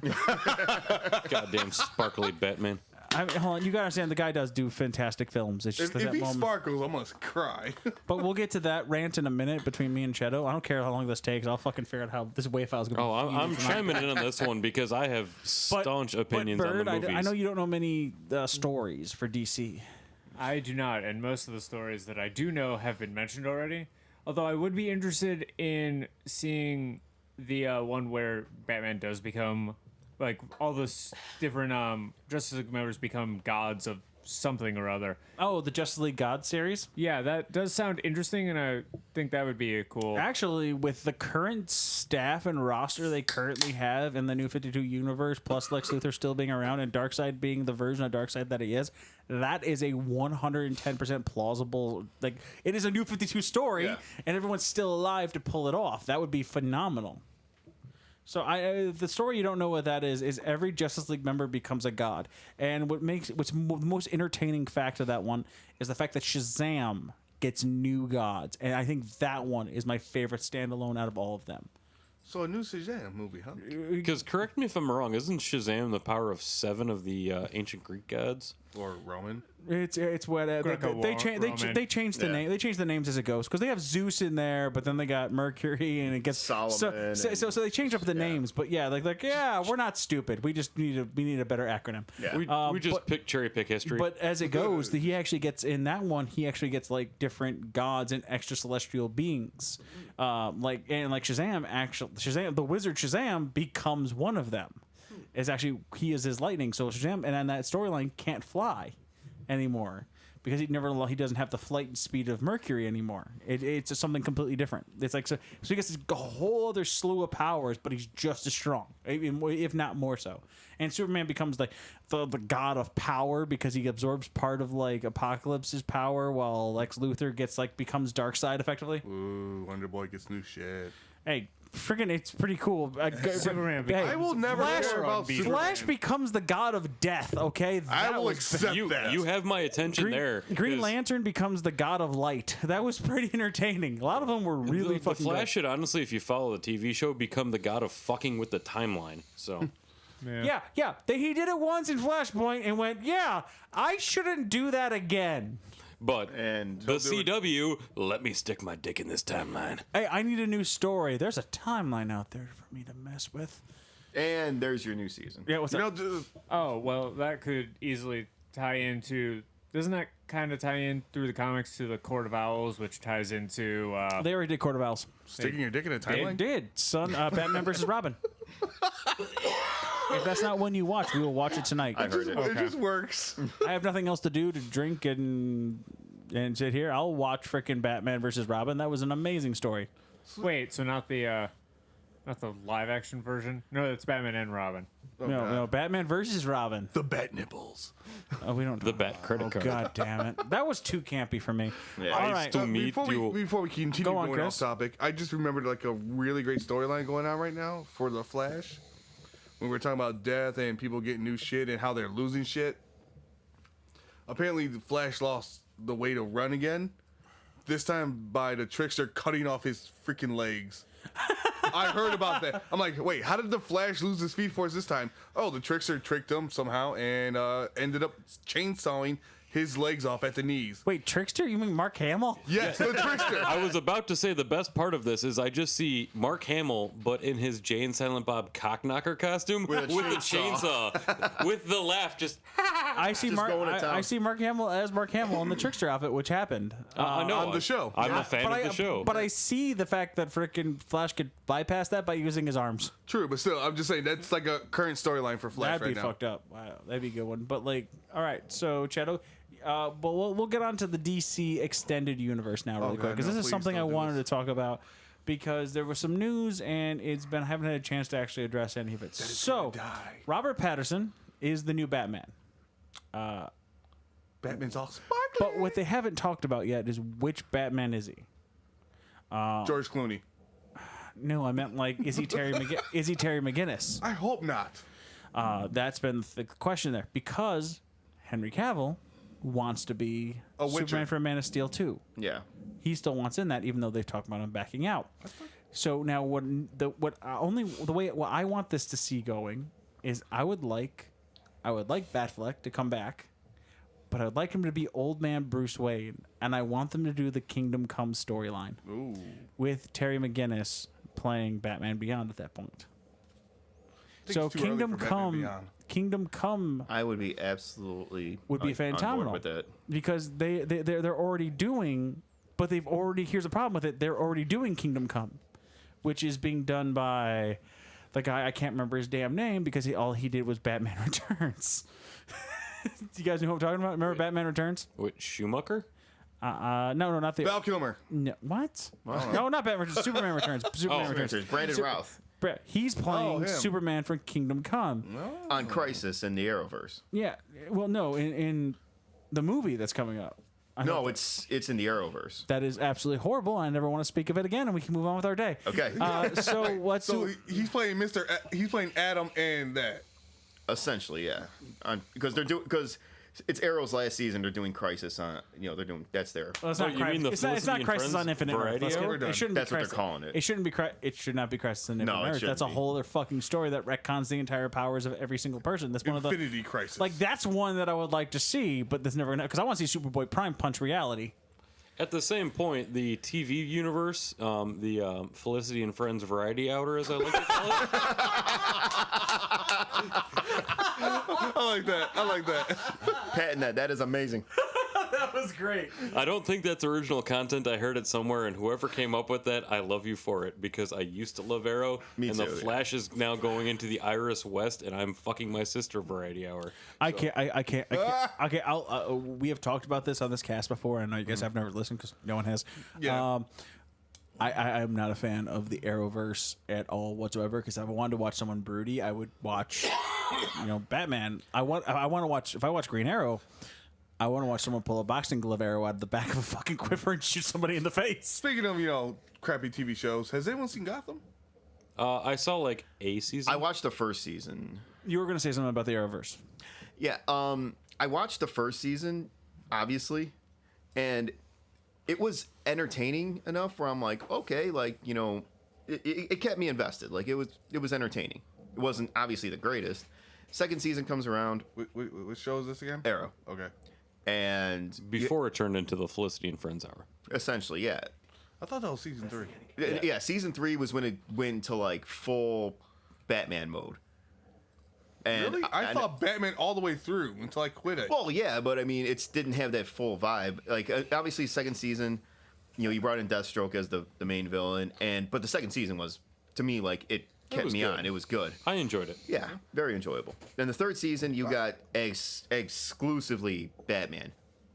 Chris, I thought Vibe was on Flash. what? Vibe is on Flash. Not Flash. What? All right, so we are now currently obviously just recording this on Twitch, and if anybody is watching, because we got 6 people in the chat rooms right now, if you guys are entertained with what's going on and you have anything to say about what we're saying, please put it on. We will address all of this right now. We have no problems doing it because I don't know if I can actually get this on Podbean anymore. This is too long. If we want people to be entertained, All right, we'll get to that. We'll get to getting that there, because we're you getting and me will battle, and he'll chime in, and then he'll Mills Lane, and it'll be amazing. And Yeah, I'm just there all the way Actually, through. you and me are gonna fight. He'll be Mills Lane. These two will be Wiz and Boomstick. Because I will invite you back for our horrible. on Boomstick. I will bring you back for our horrible movie tournament. done and done. Wait, are we starting a new tournament for that? I want to start a new tournament. Add different take out movies that I want to take out. Add movies in that I think stand a better chance. And me and Kyle have been thinking about this for quite some time. Oh, you want terrible movies? I got some. No, it's no, all no. comic and video game related only. Oh, well, video game related opens the door to so many terrible. We know. Yeah. We had an entire 36 week we had a 12-week freaking argument on this, and we boiled it down to Dragon Ball Evolution still being the worst movie ever created. yes. Yeah, I can give you that. Yeah, absolutely. So that one needs to stay out. That, We can it came boil out all that of one Yui and Boll's Mario directorial Brothers. efforts What did into it just be? one steaming pile of turd. You don't want to. We're not going to talk about that right now. Okay. All right. No, it's not. Quick, name the Catwoman villain. Huh? You said that really fast. I was like, Halle Berry's agent is the key villain of that. Halle Berry Catwoman. What was her villain's name? What is her Warner agent's Brothers? name? Exactly our point. Literally, someone looked at me and went, "Go ahead, tell us what it is," and everyone in the room went, "Shit." And then we did another one where races, high wasn't Sharon intelligence. Stone. I'm sorry, but that first one between Kyle, Kyle and Nick were amazing. Was the greatest It was fantastic because they brought up that high intelligence makes racism okay. Yes. It was a very valid point, and when the whole room went, "Shit, we got nothing on that one." But go ahead. Okay, so let's go ahead and just finish that up. We have these people doing the stuff, and we want to see certain things here. And the future of the DCEU is completely in shambles, and I feel bad for Jason Momoa for even having to deal with any of this, and Gal Gadot for having to deal with any of this crap. Like, they're screwed. Affleck deserves it. Right now, the best DC movie created, and this isn't saying much, it's saying enough, is Shazam. If you Yeah. have not watched it yet, go watch it. Yeah, Shazam was phenomenal. And we really just want The Rock in it. Can we just get to there? Yeah. Agreed. I watched Shazam expecting another steaming pile of turd from the DC universe, Amen. and I'm like, this was fun. It was lighthearted. It was good action. This was a good. DC reminded you that DC could get dark and then come back. Like it did that, and it was awesome, and like it still had one of the best transformation scenes of all time. Him running, jumping off there with full confidence, screaming Shazam, and boom! It was fucking phenomenal. It was so good, and it tricked me and Kyle because I saw a preview of the whole thing. I saw a pre-screening. Yeah. I remember you. I was trying to get people in there, and the cool thing was like I knew about the Shazam family. I did not anticipate the Shazam family coming into this at all. No, That's I really like that. And then they came in, and I'm like, holy crap, they're here already. That's amazing. I wasn't expecting that either. I knew nothing of Shazam, and I went, "Oh, I could get behind this." And then I heard like The Rock is supposed to be the villain for the next one. Black Adam? Black Adam. No, he's not going to be the next one. I don't think. He also is talking about being in the MCU, so it's a huge.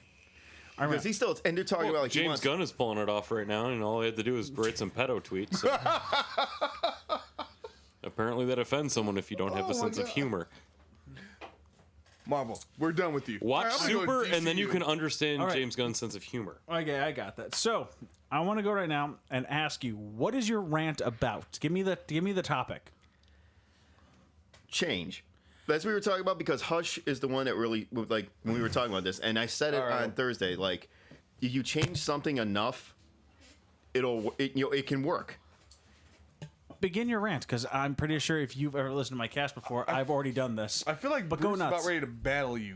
No, he's probably gonna hit every point that I've already hit. I'm talking about but I rap want to hear battle. someone else on the outside who's never heard my opinion say the same thing I did. It's time for a death battle. go on. So Epic rap battles on podcast. essentially, like No, it's epic nerd battles in a basement. Begin. when you look at so I'm gonna go and use obviously the most successful, the MCU. Shazam, MCU. Captain Marvel. Like and of course MCU. there's We'll just leave Captain Marvel out of the argument of how the MCU is better. there's a lot taken, because obviously you have so much history, and then a lot is taken from the Ultimate Universe as well. And if you change something enough, it can work. To me, like you watch the first phase, you watch the first Iron Man, all the way till the Avengers, and while like Thor, obviously one of my favorite characters, was it the best movie? Could have been better, absolutely. But to me, it was like, okay. I will I'm okay. say that all of Thor's movies have been, except for Ragnarok, have been passable filler. Agreed. Ragnarok was amazing. Fight me. Are we going outside, or did you want to know about this now? But go on. And that's why, like with Ragnarok, you change it so much just to appeal to, and I guess They knocked out Bird's headset, so keep going. Just keep going. you can, like I said, change is good, but when you change the whole dynamic of Boy. Well, that Well, I just went. At the nudie bar, thank you for the follow. all right, yay. Keep going. That was like So- every time as soon as I plugged So- it in, that happened. Yeah, that was perfect. So like with Ragnarok for me, and same thing with my dad, because Thor is one of my dad's favorites as well. He's like, action wise, loved it. Humor, like the humor, it's like you were trying too hard. You were doing like jokes that we would tell like when we're 12 years old at school, like these little like essentially like 6th grade potty jokes in a way. It's like, really? My only thing that I said, like when we left the movie when it was over, Jim asked me, "What did you like about it?" I said 2 things: the action in some parts, and they brought back. You went full New Yorker. That I just did. I You really went did. Boston in that shit. My bad. I did. And they brought back like 30 seconds of the original score from the first movie at the end. And if that's like the second thing I enjoyed about the movie, it's like, what the hell? Oh, come on. The Willy Wonka scene with the Willy Wonka music was amazing. That was so like, where the fuck did this come from? The entire like 80s synth score was amazing. But then again, I am trapped in the 80s. If you were gonna put a song to that whole scene, it should have been "Twilight of the Thunder God" by Amon Amarth. I don't think they'd sell the rights to Marvel though. Fair enough. All right. But and the other thing too is like, the Warriors 3 got hosed. They were in the movie for a good like 0.5 seconds before they got hosed. Agreed. Sif was nowhere to be seen. Hopefully she's still alive. She didn't show up in Endgame, so Yeah. Probably not. So I mean, you could have done, to me, when they first released, like, okay, the next Thor, the third one, is going to be called, the subtitles going to be Ragnarok. You look at that logo and it looks just like, Technicolor Dreamcoat. well, yeah, it did after that, yeah. When they pretty much revamped it, I'm like, When hold on, when the people, here's the thing you got to remember, all right, and you can do this now if you want to look up the Loki logos. oh yeah, No, just look them up. That happens with every single one. You hear the name of a movie, and the users and like the fans, like us, we make the things what they should be. That wasn't actually Marvel. That was somebody else who made it look badass because that's what it fucking should have been. No, I mean, no, I'm saying, like, when they actually released it as that badass looking, when Feige had this whole, like, it wasn't a Comic-Con or anything. He just rented out the El Capitan Theater in LA, and they did, like, here's the full Phase 3 slate. That's when they introduced Chadwick Boseman as Black Panther and said next Captain America is going to be Civil War. okay, that one, yeah. And they showed it, and it's like, and I'm sitting there just like giddy as fuck. Just Ragnarok, thinking, like, I'm in. Yeah, hell yeah. Because to me, like, I described it as, if you watch Game of Thrones, think of the Battle of the Bastards. If you've seen Lord of the Rings, think of the Battle of Helm's Deep, but just with, like, Thor's cast of characters. And just complete and total mass fuckery. And Man, you're talking about Thor now, and I'm drinking. So you're making me think about a comic book explained that I want to see today, and it was one that'll never happen because you can never get Hyperion, which we may get Hyperion in the Eternals because Hyperion is an Eternal, but he's from another universe. Yeah. There was a scene where Hyperion and Thor they can become bros. I mean, like. Oh, they I've watched are this one. It's definitely worth No, watching. they are bros. They like Hyperion becomes such a bro because he's Superman. And then he goes like way down the line. He grows the Thor hair and the Thor beard, and they find a bunch of Beyonders, and they're like, well, we're gonna die here, and they fucking balls of steel that fight, and it's so good. And like if it Glory ends, to the end, and I will see you in Valhalla. I will race you there. Was Thor's exact remark. I will race you there, and that was so cool. I'm like, I would kill for that, Dude, yes. But you can never make Thor that fucking cool. Because there's no going back now. I mean, no. And it's not even because he's fat now, not because he played video games. It's you've taken him, and obviously you've nerfed him. And they've talked about in that same series, like if you've never watched Comic Book Explained, please do get there and look up Omega Level mutants, Omega Level, Beyond Omega Level, and like Rune King Thor was one of them, and where Odin had sacrificed one eyeball to become all powerful. Or become as powerful as he was and have the Odin Force, which the Odin Force is his brother's power, two of his brother's power merged into his and is now a transferable force. Thor sacrificed both and became fucking omnipotent. The dude was a beast. Was that God King Thor or Rune King Thor. Rune King Thor? It was Rune King Thor. And he was a monster at that point.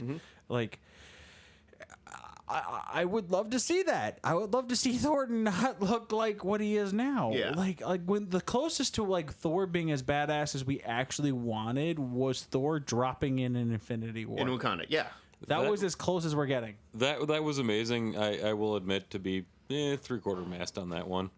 And just to hear Rocket said, "Oh, you're fucked now." Well, I was at full mast when that happened. Well, we know. Yeah. That wasn't Rocket. That was Bruce Banner. That was Bruce Banner, yeah. You guys are so screwed. Yeah. Now, I want to get to this point, too. Robert Pattinson. Sparkle, sparkle. Wait, no, sparkle. Let's drop the fucking sparkle for 2 seconds. Let's do our thing where we actually ignore the fact that he did one movie like that, but let's ignore let's go for the other movies where Robert Pattinson actually did fantastic films in other situations. Yeah, he was a decent wizard. Let's actually talk about it for 2 seconds. Oh, I forgot he was in that. Yeah, he's done some actually really good things. It's getting to be known for, and you want to actually bring this up in that same continuity. It's looking at Robert Downey Jr., who literally just said, "I am more than Iron Man." Yeah. Like he was given a role, and he was paid a lot of money to do it. And I'll give you a really cool thing that Robert Pattinson actually did was he was actually a fan of girls. He's just walking through, and they're all like, oh my god, Sparkle thing, whatever the fuck that character's name is, which I can't remember. And someone finally goes, this little girl in Wizard goes, Cedric, and he stopped. And signed whatever the fuck that girl had because someone remembered him for something I know that was different. if I remember Robert Downey Jr., I'm like, dude, you pulled off a damn good Charlie Chaplin. Yes, thank you. Something of that nature.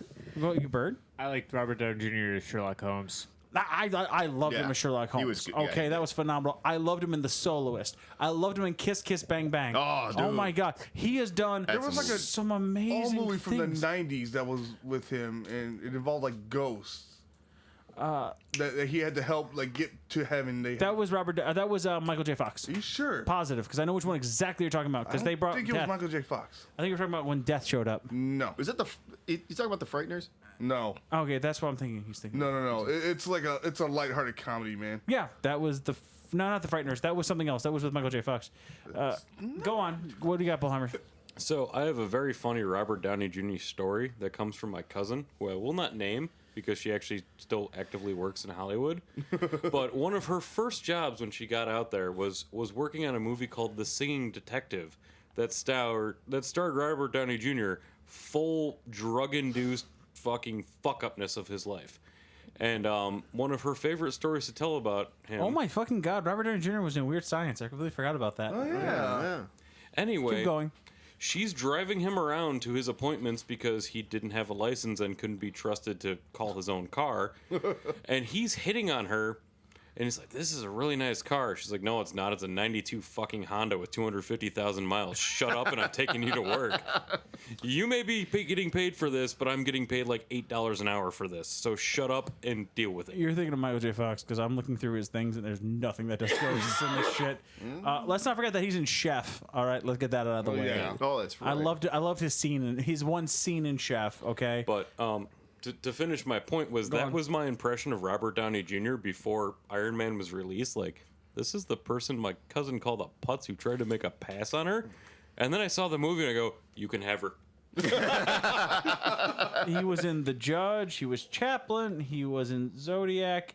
And we're sitting here fucking talking about this, and we're forgetting about the most epic role of all time. Natural Born Killers? Tropic fucking Thunder. Oh, yes. 100%. That was amazing. I'm a dude playing a dude as another dude. The same year Iron Man came out, too. And you know what? My favorite line comes from a meme from that. It's like, if Iron Man was black, who would we get to play him? It's Robert Downey Jr. And there's a picture of him as black and from Tropic Thunder. I'm like, yes. If only Marvel had the balls to have Robert Downey Jr. in blackface play War Machine after Terrence Howard asked for too much money. Oh, my. So we're talking about changes, and I do apologize about that because we did jump off tangent because we're drinking, and I have liquor and you don't.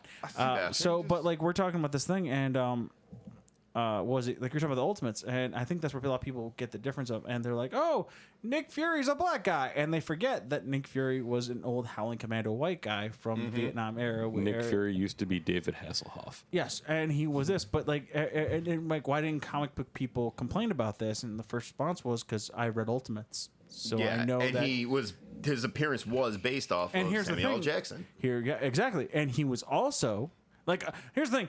I watched a video not too long ago, and I would have sworn to God that book was written after Iron Man 1 if I did not know any better, because I looked at it was a dead-on fucking appearance. Yeah. But you forget that why Samuel L. Jackson's still alive? Why is he so good? Because he was technically the first super soldier. He wasn't completely successful, but he was in that universe. Yeah. Yeah. That's true. Not Captain America, but in this universe, not so much, and everything changes. But you know what? I will never forget, like, my first time watching Iron Man, and I knew it wasn't 110% correct, but it was fucking as close as you're gonna get. Right. And then you got to think about, like, we're reading comics of freaking Tony Stark being an alcoholic, struggling with all these other addictions and all these other things, and then you think of Robert Downey Jr.'s life, and like, you're given a role like that. he was basically like living his life. Exactly. Essentially. Like, and the only way that could have made that better is if they would actually brought Tony's drug addiction or alcohol addiction into that story, and we'd been like, "Oh fuck, it is." Like they kind of tapped into it. They slightly touched Iron on Man it. 2. Yeah. In Iron Man 2. Yeah, Yeah, exactly. but that well, was the Iron Man 2 wasn't even his alcohol addiction. Iron Man 2, he was trying to freaking drink to die. Yeah, I mean, There was a essentially. difference. But you kind of saw like they kind of. They tried to, They alluded to it a little bit just to show like here he is all. They fucking did that. trashed. They did that in Iron Man 1 when he brought out when he kept saying, "Let's get sake. We're working. Yeah, let's let's get get some sake." drinks. And then he brought up the bar card. Oh, this is let in with every freaking drink of every 100 million or more. Well, look at but the point where it starts, because obviously it starts. It was in flashback. it was supposed to be Vietnam War Well, yeah. that happened here. And he just took a bullet. This was his own item, and it changed up differently, and that was great. And We got changed with the times too. and things changed, in which I was Civil War. I went on a rant on that like completely and utterly. I'm gonna have to look that up and listen to it because it's What? probably the same thing. You went on your rant about Oh, Civil War. Civil War, where it wasn't like it was a great movie, but why'd you call it Civil War? Yeah. You didn't need to. No. It wasn't Civil War. It was not. My dad always said that if you did Civil War, that has to be a trilogy. Heart and Souls was a great movie with Downey. I would actually agree with that. And so was Pickup Artist, even. Pickup Artist was good. We got someone in here. Thank you at the Nudie Bar.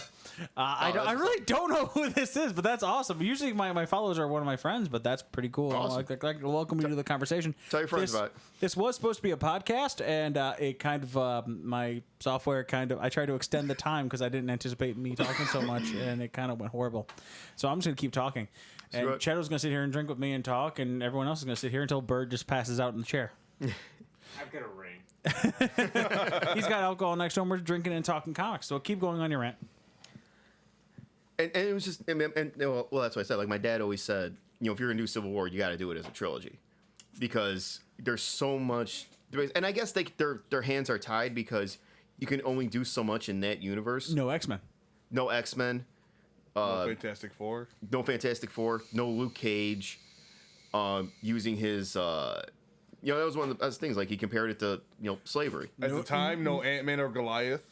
No established Spider-Man at that time. True. Yeah. True. Songbird. and now when you look back on that fight scene with Spider-Man in it, you can really see how tacked on he was at the last moment. too. Yeah. I mean, it was perfect because Underoos was absolutely awesome. Like he was so out of place, but like you could tell like him taking on the other two people was like what your job was. Yeah. and that was really good. And At the same point, I will say he seems tacked on, and some of the scenes like obviously were like reshoots and stuff, but they did a good job of it, which shows the caliber of writing that they have. And then some of the shit that we get is just like, oh, why you have talent and you give us this, Captain Marvel.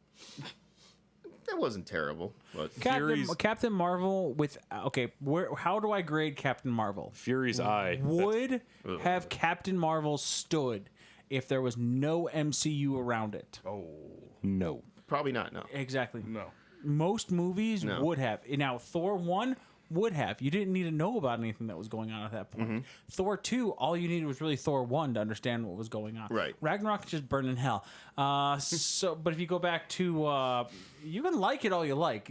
People can like what they like. I will never, a true fan, and if anybody tells you different, they're fucked up in the head. A true fan will never tell you why you shouldn't like it.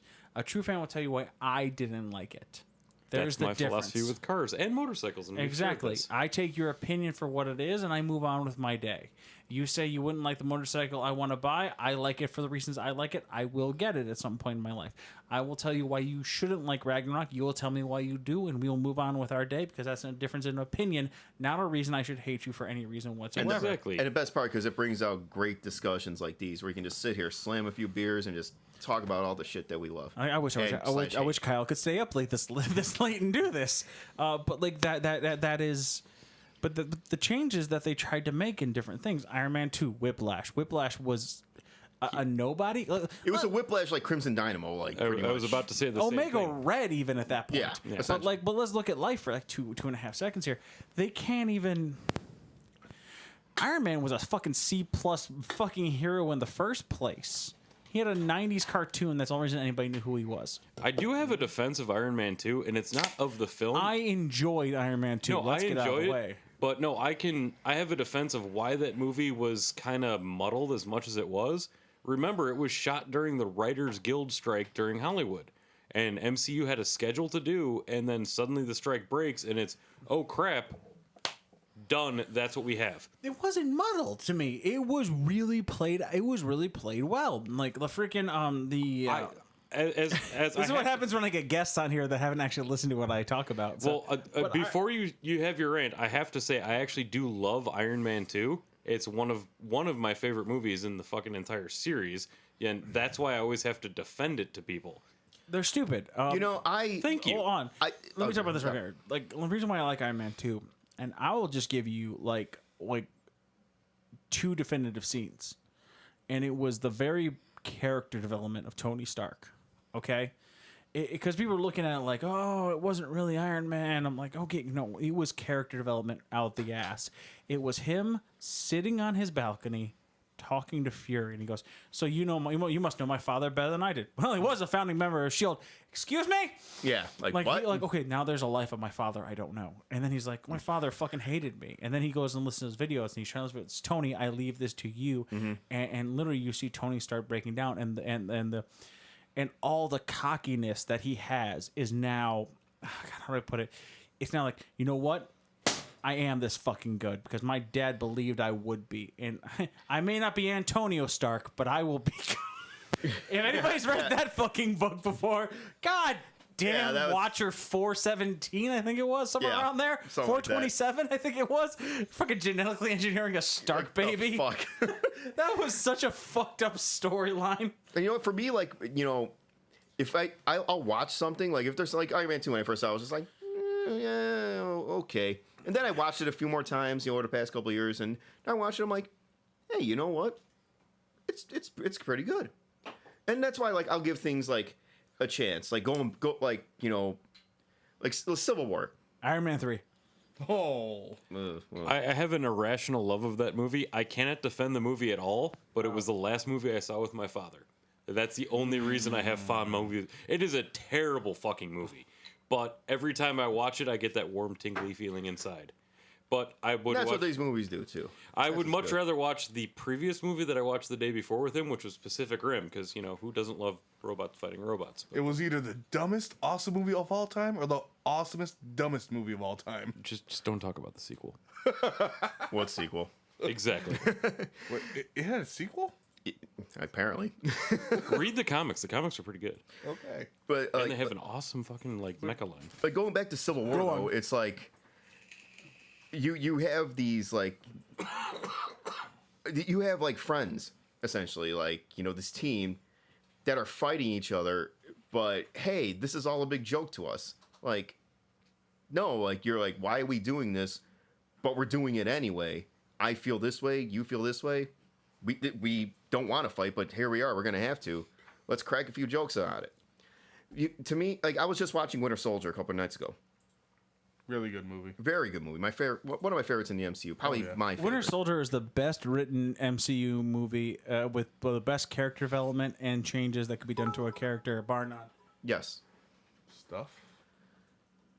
So in watching that, I was like, it had the perfect setup for everything: story, action, twists, humor. Everything was just really perfect. And then you watch Civil War, a lot of it is, and I think that's where like the forced kind of humor really started, because it kind of like, all right, hooded silent jester, which I'm pretty sure we know who that is. I think it's Tyler. Is that Winter? It sounds like Winter. Thank you for the 500 bits, man. Craig has him 100. Craig has him 100. Craig has him 100. I don't have the fucking speaking app installed for stupid shit like that. Thank you, Tyler. Someone just donated. It's pretty much like.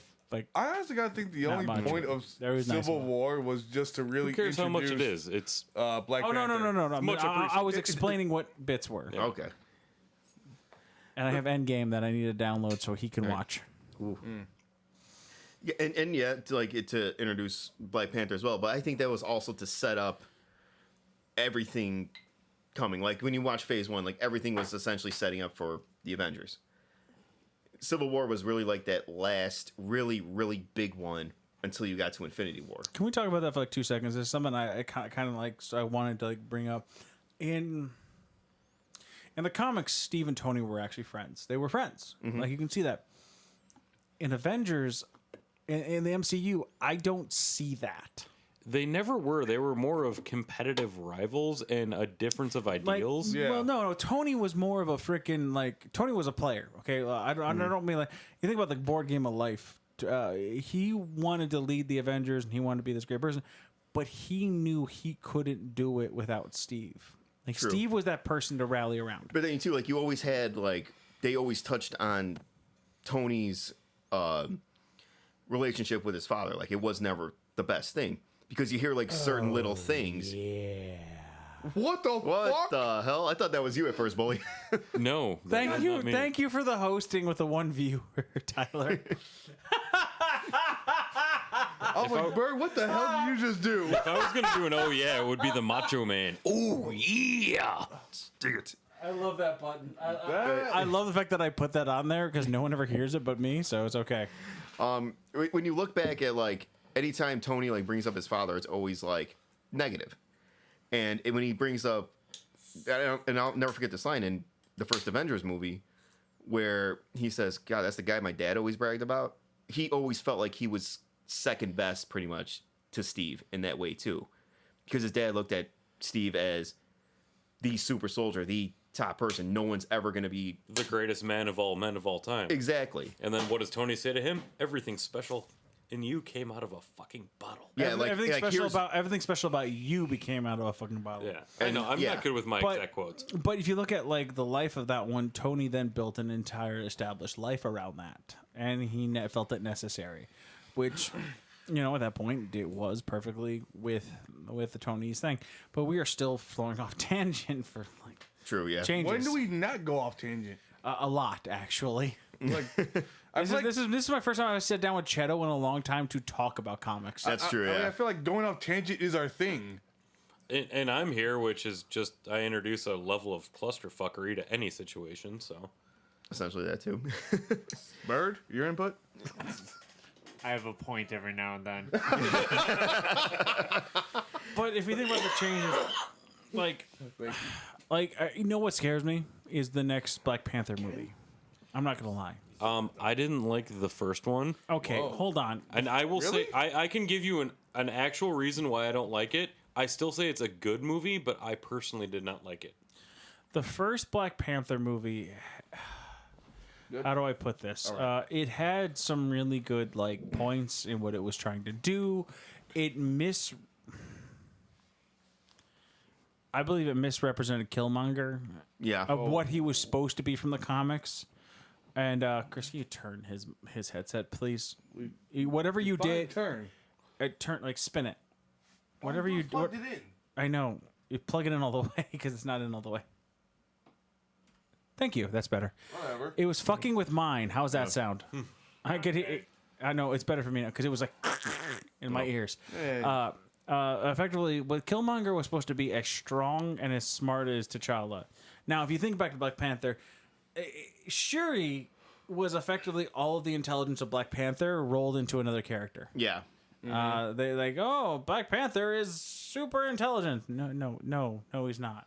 Not at least not in this world. Whatever you've done to him here, and you moved him over here into Shuri, so you take all the intelligence, you put basic common sense into him, and then you made Killmonger, and then you made a character who was just as smart as the Black Panther you've made in this universe. And was just as powerful as him. So you've equaled the power, which was right, but the intelligence was supposed to be somewhere up here. Black Panther was written by Jack Kirby. It was funny. If you didn't know this before, Jack Kirby and everyone was told to put more white people into Black Panther. So they put the KKK and had freaking Black Panther kill them all. Nice. Which was amazing. Which was hilarious. Hilarious to me. Which I believe should have been done. And then you have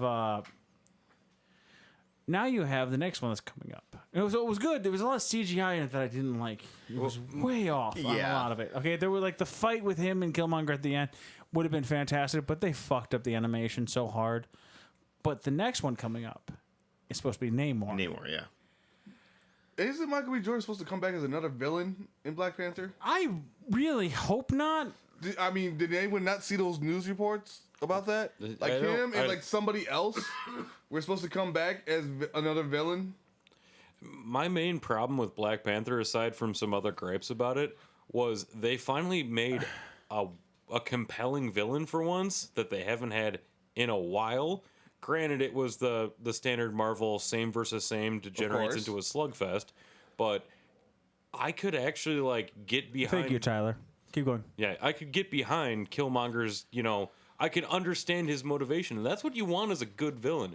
A good villain makes you go, "Oh fuck, he's kind of right." Yeah. He's approaching it wrong, but he's Like maybe a good Doctor Doom. Keep going. Before you go in, Bruce. Yeah. I was also saying, keep going. Yeah. It reminded me of an old podcast we did, and one of the topics for it was memorable villains. And Bruce brought that up. Like, name a memorable villain. And we really couldn't, except for like one or two. I can say another one just for comedic effect that collective eye rolls go is Surtur, because he was just played as a fucking comic jackass who destroyed all of Asgard. Mm-hmm. And Let's roll this down really quick. Who is your favorite villain in MCU or DCU even right now? favorite villain? Fuck. Like from the current, okay, so Heath Ledger is obviously out of this conversation. Okay, so the current DC extended universe and the Marvel Cinematic Universe, starting with Iron Man 1. Who's your favorite villain? Well, I can knock out pretty much all of DC, even though I enjoyed Aquaman. The villain was kind of bland. God, I gotta watch that still. Yeah. It's not bad. It would either have to be Jeff Bridges because I love the dude and Tron. There's no way in hell we'll ever get God Doom, Tyler. Let's just get that out of the way. God Doom. We'll never get God Doom. Unfortunately, yeah. There's plenty of explanation because we'd have to get the Convergence, we'd have to get the Beyonders, we'd have to get Molecule Man, we'd have to get It's gonna get way so too technical. much, and people, normies can't understand it to get the money. Essentially. Like, you can't understand a guy who can rip out Thanos' spine, which everyone's like, oh, Dr. Doom ripped out Thanos' spine. Motherfucker, he had the Beyonder in him, all right? Yeah. Let's get that out of the way, okay? If Marvel really wanted to knock it out of the park, they just summoned Squirrel Girl. So, Black Manta was pretty on point, yeah, I actually enjoyed Black Manta. He was a very good villain. I should actually... which does lead into Aqualad.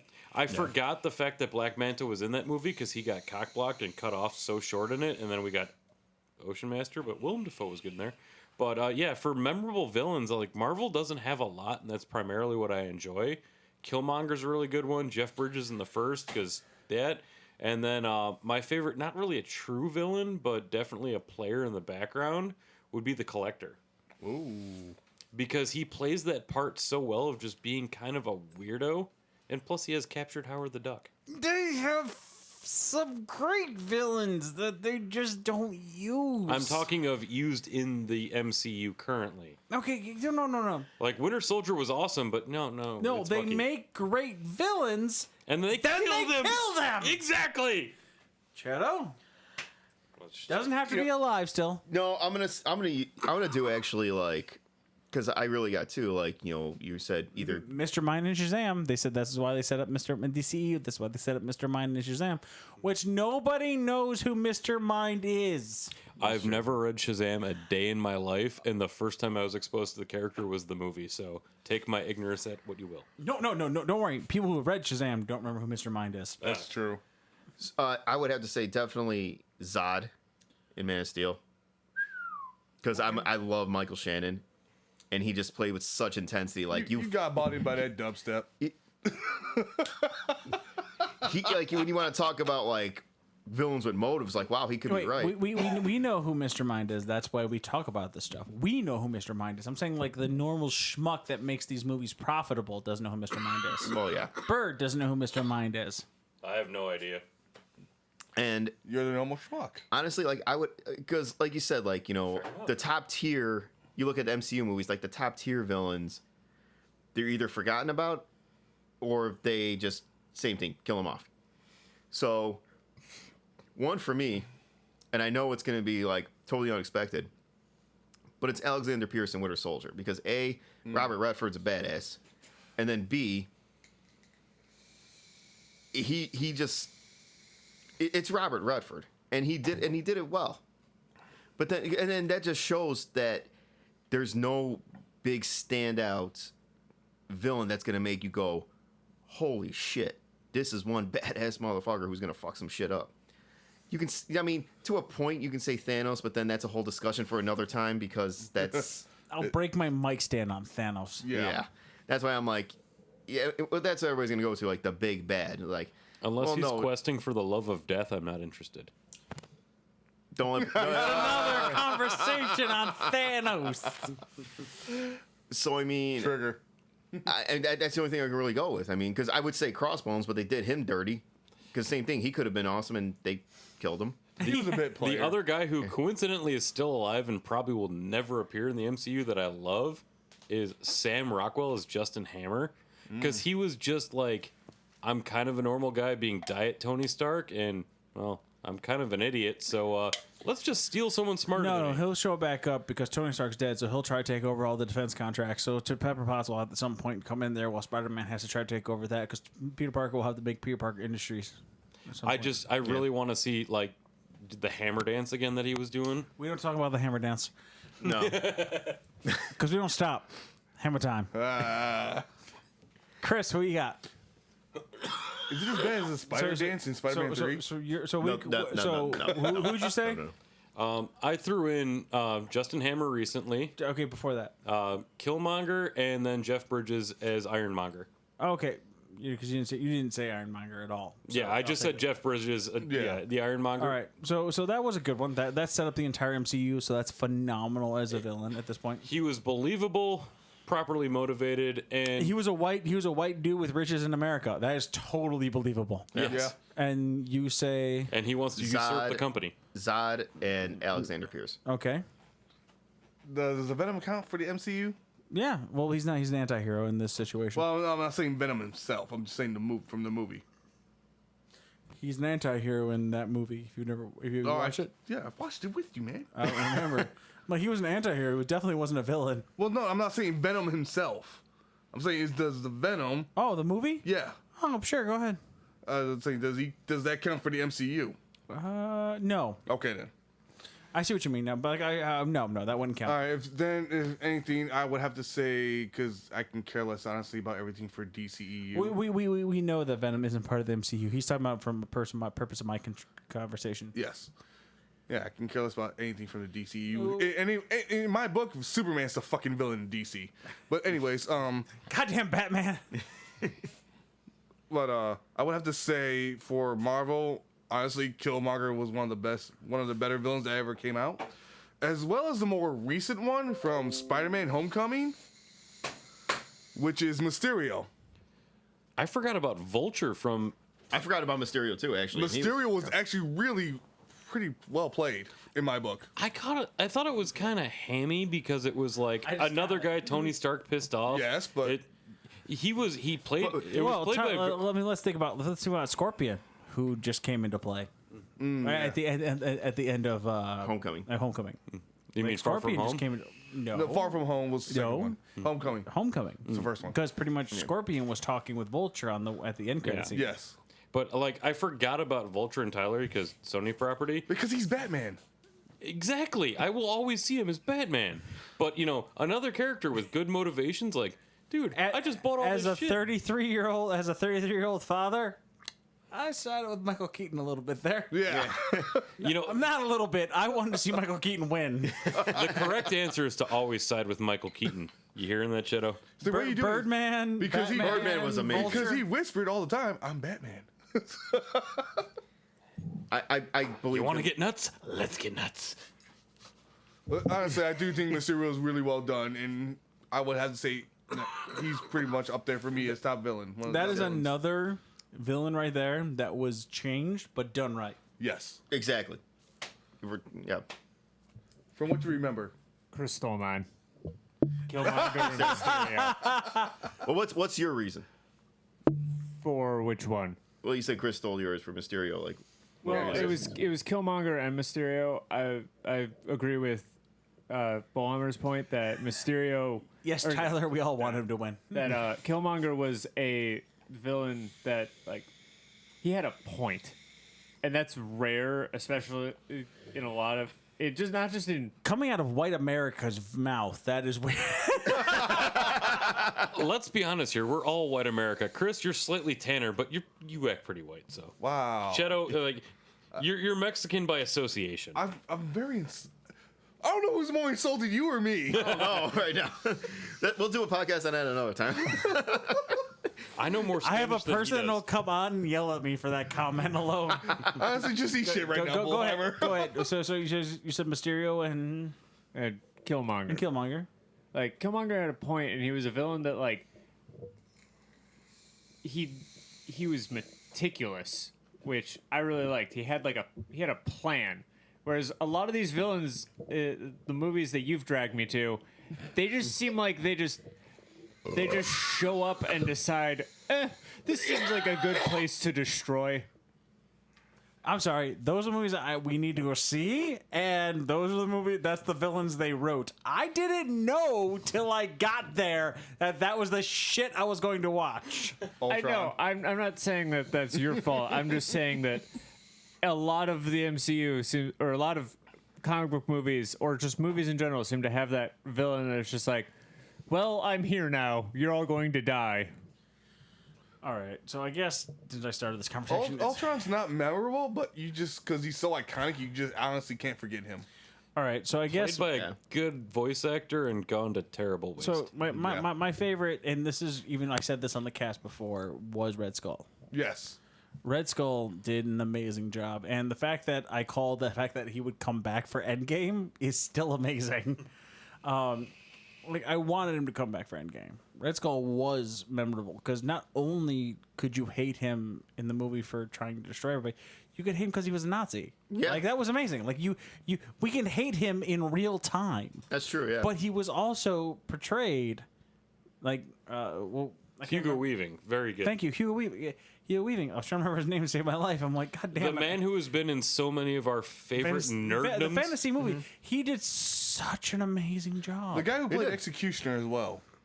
Carl Urban. Okay, Carl Yeah, Urban. Carl yeah. Urban is in The Boys right now, which will be the next. He's cast. another really. We are going to talk about underlining like honestly like fantasy that character. one will actually be produced because I won't fuck that up.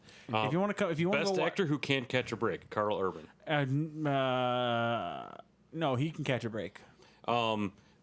His sci-fi future show on Fox, Dread, which bombed at the box office.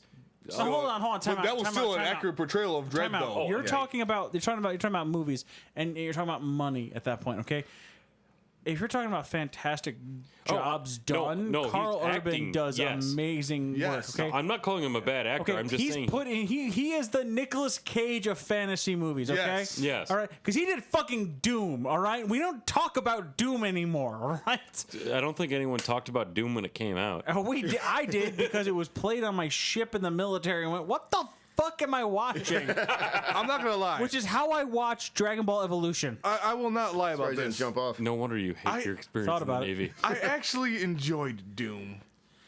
It's one of those where you watch it, you're like, you watch it for and enjoy for what it is, but you can easily like forget about it the next day. And if You it's, give me a it's one of those- 30 rack, I'd probably enjoy it too. So. like if it's on TV, like, and you're flipping around and it's on, and you're like, I'll watch about 20 minutes of this. Like, okay, what else is on? So Okay, Red Skull was probably my favorite, just most memorable villain to me because he even came back as a Soul Stone. Okay, Yes. Yeah. My theory was literally every villain got taken out by a stone in some way, and Thanos would get the gauntlet. And in Endgame, he would actually summon those through those stones, the people back. That would have been Ronan better. DQ. That would have been amazing. Yeah. That would have been his Blackguard. Would have been Ronan. Would have been fucking Red Skull. It would have been like, oh my god, that would have been good. So Ultron? Yes, Dormammu? Ultron from the Mind Stone. Dormammu popping up in the background. That That reminds would have me. been so good. Well, That given the MCU, if Dormammu shows up, they're all fucked. Here's my question. Favorite Cloud In the villain? MCU, we'll get to that because there's only two, and that's Dormammu or Galactus. or Parallax. But, that's it. That's the three, and then those are just awful. And Galactus should have never been a cloud, and how did that happen? Yeah. When that Malekith- happened, as soon as I saw like Cloud hands and they said Galactus, I left. Like, that I'm was done. just I feel so garbage. bad Maybe- for Jim's tattoo. Malkeith would. But I do love the Fantastic Four, though. Malkeith, because it was just put up by Tyler. Malkeith was a waste of potential. Yes, agreed. An agree with absolute that. waste of fucking potential. Because right now, Malkeith is in the comics. If you're not reading now, first off, I need to give you a shit ton of books. Okay. Because Jane Foster's end run as Thor was absolutely amazing. And the fact that Thor is now building a shit ton of fucking hammers, he has all the dwarves building him a multitude of hammers with different abilities, is hilarious. Are we ever gonna get what's his face? Betty Ray Bill. Yes. Well, he's in there. He is in there. He's We saw he's his in the face. true. He was in Ragnarok on the side of the Contest of Champions. We just don't exactly know how that's going to happen yet. He very well Malekith could be was- dead, and it could have just been an Easter egg. I mean, let's be real. Marvel's already Yes. announced that we will get our female Thor. Malekith was absolutely shit, though. That was the problem. Right now, he's currently waging a war on the realms. Like, he is doing it. He couldn't even fucking fight a bunch of nerds with them fucking Some With some ro- sticks. Some with some sci- gravity fucking sticks. science sticks. We'll call them science sticks. Meow meow meow meow meow meow. meow meow. He was entranced by the bounciness of Kat Dennings. God damn, who isn't? Like, what guy I would was, it be? I was about to say that too. But other than that, I mean, like, God, if I can think of a DC villain that I actually liked. DC had villains? Well, Marvel kills them all off. No, So The DC villains are the scriptwriters. Okay, well, I don't know it. I know who my favorite, my favorite MCU villain is Tony Stark. He That is- motherfucker's caused more problems That's true. than anybody else. if he would have just died in the cave, there wouldn't have been so many problems. Wouldn't have been Ultron. That's true. And Peter it's funny Parker because- wouldn't have almost killed his classmates. Wait a minute.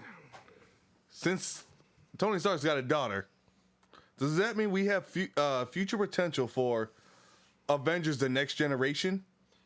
Wasn't that Riri Williams, or is that another comic line I was I use the reading? bathroom. Y'all keep talking. It's it's one of the older Marvel animated movies. It's about how the Ultron pretty much took over the world, but the Avengers actually had kids. Thor has a daughter. Tony Stark does not have any kid at all. Hawkeye. Hawkeye has a kid. Captain America and Black Widow actually have a son together. I know. There's Hank Pym and yeah.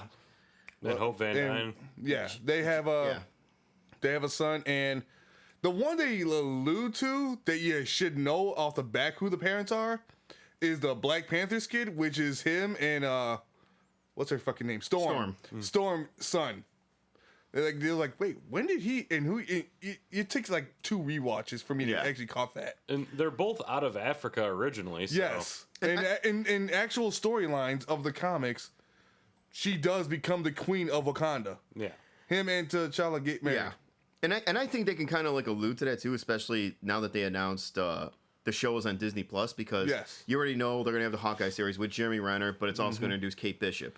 Yo, also, oh man, Kate Bishop. Not many people Yeah. know No. about that. And then you're gonna have Scott Lang's daughter too. Yes. Cassie. Cassie. Yeah. Cassie, if she ever. yeah. Then you also have the Winter Soldier and Captain Falcon TV series, as Yep. well as the female Thor series coming out. Now it's my turn. Well, No, the female Thor is going to be the movie. it's gonna be Thor Love, 4 Love and War. Love and okay. Thunder. Love and Thunder. That was it. I don't know how to feel about that because I like the Jane Foster Thor line. It sounds like it's just gonna be a shittier version of Ragnarok. What I was hoping to see was the Asgardians of the Galaxy, because there's such a funny dynamic between Thor and the Guardians You cast. just gotta give it time. They're coming out with 3. Yeah, I know, but I think 3 is actually coming out after Thor because of the production delays with Oh, Gunn yeah. doing Suicide Squad now. Well, let's not. I mean, if we're talking about things that we'd like to see done, I mean, what was it? You're talking about I kind Thor. of wish they actually had a more accurate portrayal of Mantis. I'd like Inhumans. Oh, Inhumans would be another really great one. As a way to introduce him into the MCU, yes. They just did it in freaking Spider-Man: Far From Home. Yes. They did. Their response was something that people didn't pick up on, which was the response was, I thought Kree sleeper agents was top secret. Yeah. That was a really great Easter egg that they just threw out there that no one caught. What I would really like to see is, since Disney and Marvel want all of the money, well, why not capture the horror dynamic and just release once a year? Do a fucking Marvel Zombies movie for Halloween once a year. Oh, they're coming out with a Marvel What If, and in that I know it's What If, but no. They're coming out with a series called the What If. Oh, I'm informed. In one of the background pictures, when you saw like the Marvel symbol with the M in front of it, was a zombie Captain America. But I want to see that on the big screen, and I want to see like a once a year, because that is a great storyline. It's a pretty long storyline. Yes, it is. And you could milk that, and like, since it's a one shot, one off, you don't need to get the main actors because they're going to be buried under layers of makeup or CGI lately. Actually, the shitty part is I've seen that storyline. It's actually a repeating timeline. Yeah, it just keeps going. It's a repeating timeline. It's in a constant loop. There's no exit from it. Yeah, you're just fucked. They're zombies. Yes. And that's why it would be awesome for like a once a year, even if they did it on Disney Plus as like an hour and a half, mini movie for Halloween. Mm-hmm. I would love to see that. But we were talking about changes a little while ago, as we Diverged an from all. hour ago, Well, that's not because we're at 2 hours and like 17 minutes or so diverging into this conversations. conversation. That's changes, right? Which is something I'd like to do weekly or bi-weekly or something. Just I'm down with that. sit here and do this, and invite more people in, like get Kyle into this conversation, get Jason even in if we're talking MCU. Mark, you can get Mark over here too. I haven't seen him in forever, or Nick Miranda, or anybody. Nobody's seen Nick Miranda in forever. He's Yeah. probably MIA, or he's I'm pretty somewhere. sure Danielle has got him buried under the floorboards at this point. And we're okay with that. Everyone is okay with that. But I guess I'll run this down really quick. Since we're talking about MCU, I'll just go there. What is your guys' favorite MCU movie, and quickly why? Because I just want to know where you are as a person at this point in my life. And we're going to take Endgame and Infinity War and chuck that out of it. Because Endgame's the obvious fucking answer. Because I that think it was was good, but fucking... I would not call you it my haven't favorite. seen it yet. That was me talking. I enjoyed Infinity No, his War more. face. I read the plot. It sounded dumb. No. What made it great was the ending. The ending was really good. No. I'm talking about like the ending was phenomenal. Yeah. He snaps. No, fuck that. No, I'm talking about that. I'm talking about like everything leading up to that was what was really good. Okay. We finally got to see your Cap say assemble. Yes. Because with Thor's hammer, Yeah. so that was what was really good. Because I knew it. this isn't even my Thanos. Like No. hashtag not my Thanos. Yeah, really. Because Thanos could just kill everybody without the gauntlet. Let's just Yeah. get that out of the way. He's proven it. Like he killed fucking like a couple people just using fucking Black Bolt's voice by breaking his back and making him scream. It was awesome. It was a fantastic screen in the film, or a screen in the comic. And he took 3 of those screams to the face. Oh God, yes he did. So what Bullheimer? We'll start with you and we'll go around. My favorite MCU movie of all time is still going to be Captain America: The First Avenger. Okay, why? I love period piece movies, and I actually remember the very, very shitty original Captain America movie, and my first introduction to Captain America was actually in an X-Men cartoon episode, where it was Wolverine with a flashback with Captain America, where he carves Hero on his grave, and ever since then I'm like, he punched Nazis. Fuck I Wolverine. appreciate that. You can have your opinion. I'm kind of indifferent on Wolverine. I'm going with the Cap angle here. But the movie to me was perfect. It was set in the time period. It gave him a really good backstory, set him up great as a character. No real low points in the movie to me. I don't know why more people don't like it. Okay, Shadow. Sticking with Cap, Winter Soldier. Mostly for the reason was that when you look at the previous movies within the MCU, they were all like your typical blockbuster comic book type movies. Where Winter Soldier, it felt more like a political spy thriller. which essentially you look back to like the 70s, the 80s, and Captain America in that line. That's essentially what that was. Like he's losing his faith in, he's not trusting anybody, and it shows that. And you have just the perfect amount of the Falcon. You have just the perfect amount of Nick Fury, and you have Maria Hill, and you have all. To your left. So many characters to your left, yeah. So many different characters, and you build their friendship up really well to set up for the future. You have Nick and Steve sparring back and forth. Like Nick has his convictions and his why he's doing what he's doing, and Steve's always questioning it, and that's always been Captain America. And it's a political thriller within a comic movie, the same way I feel like The Dark Knight was a crime mob movie in a comic book movie.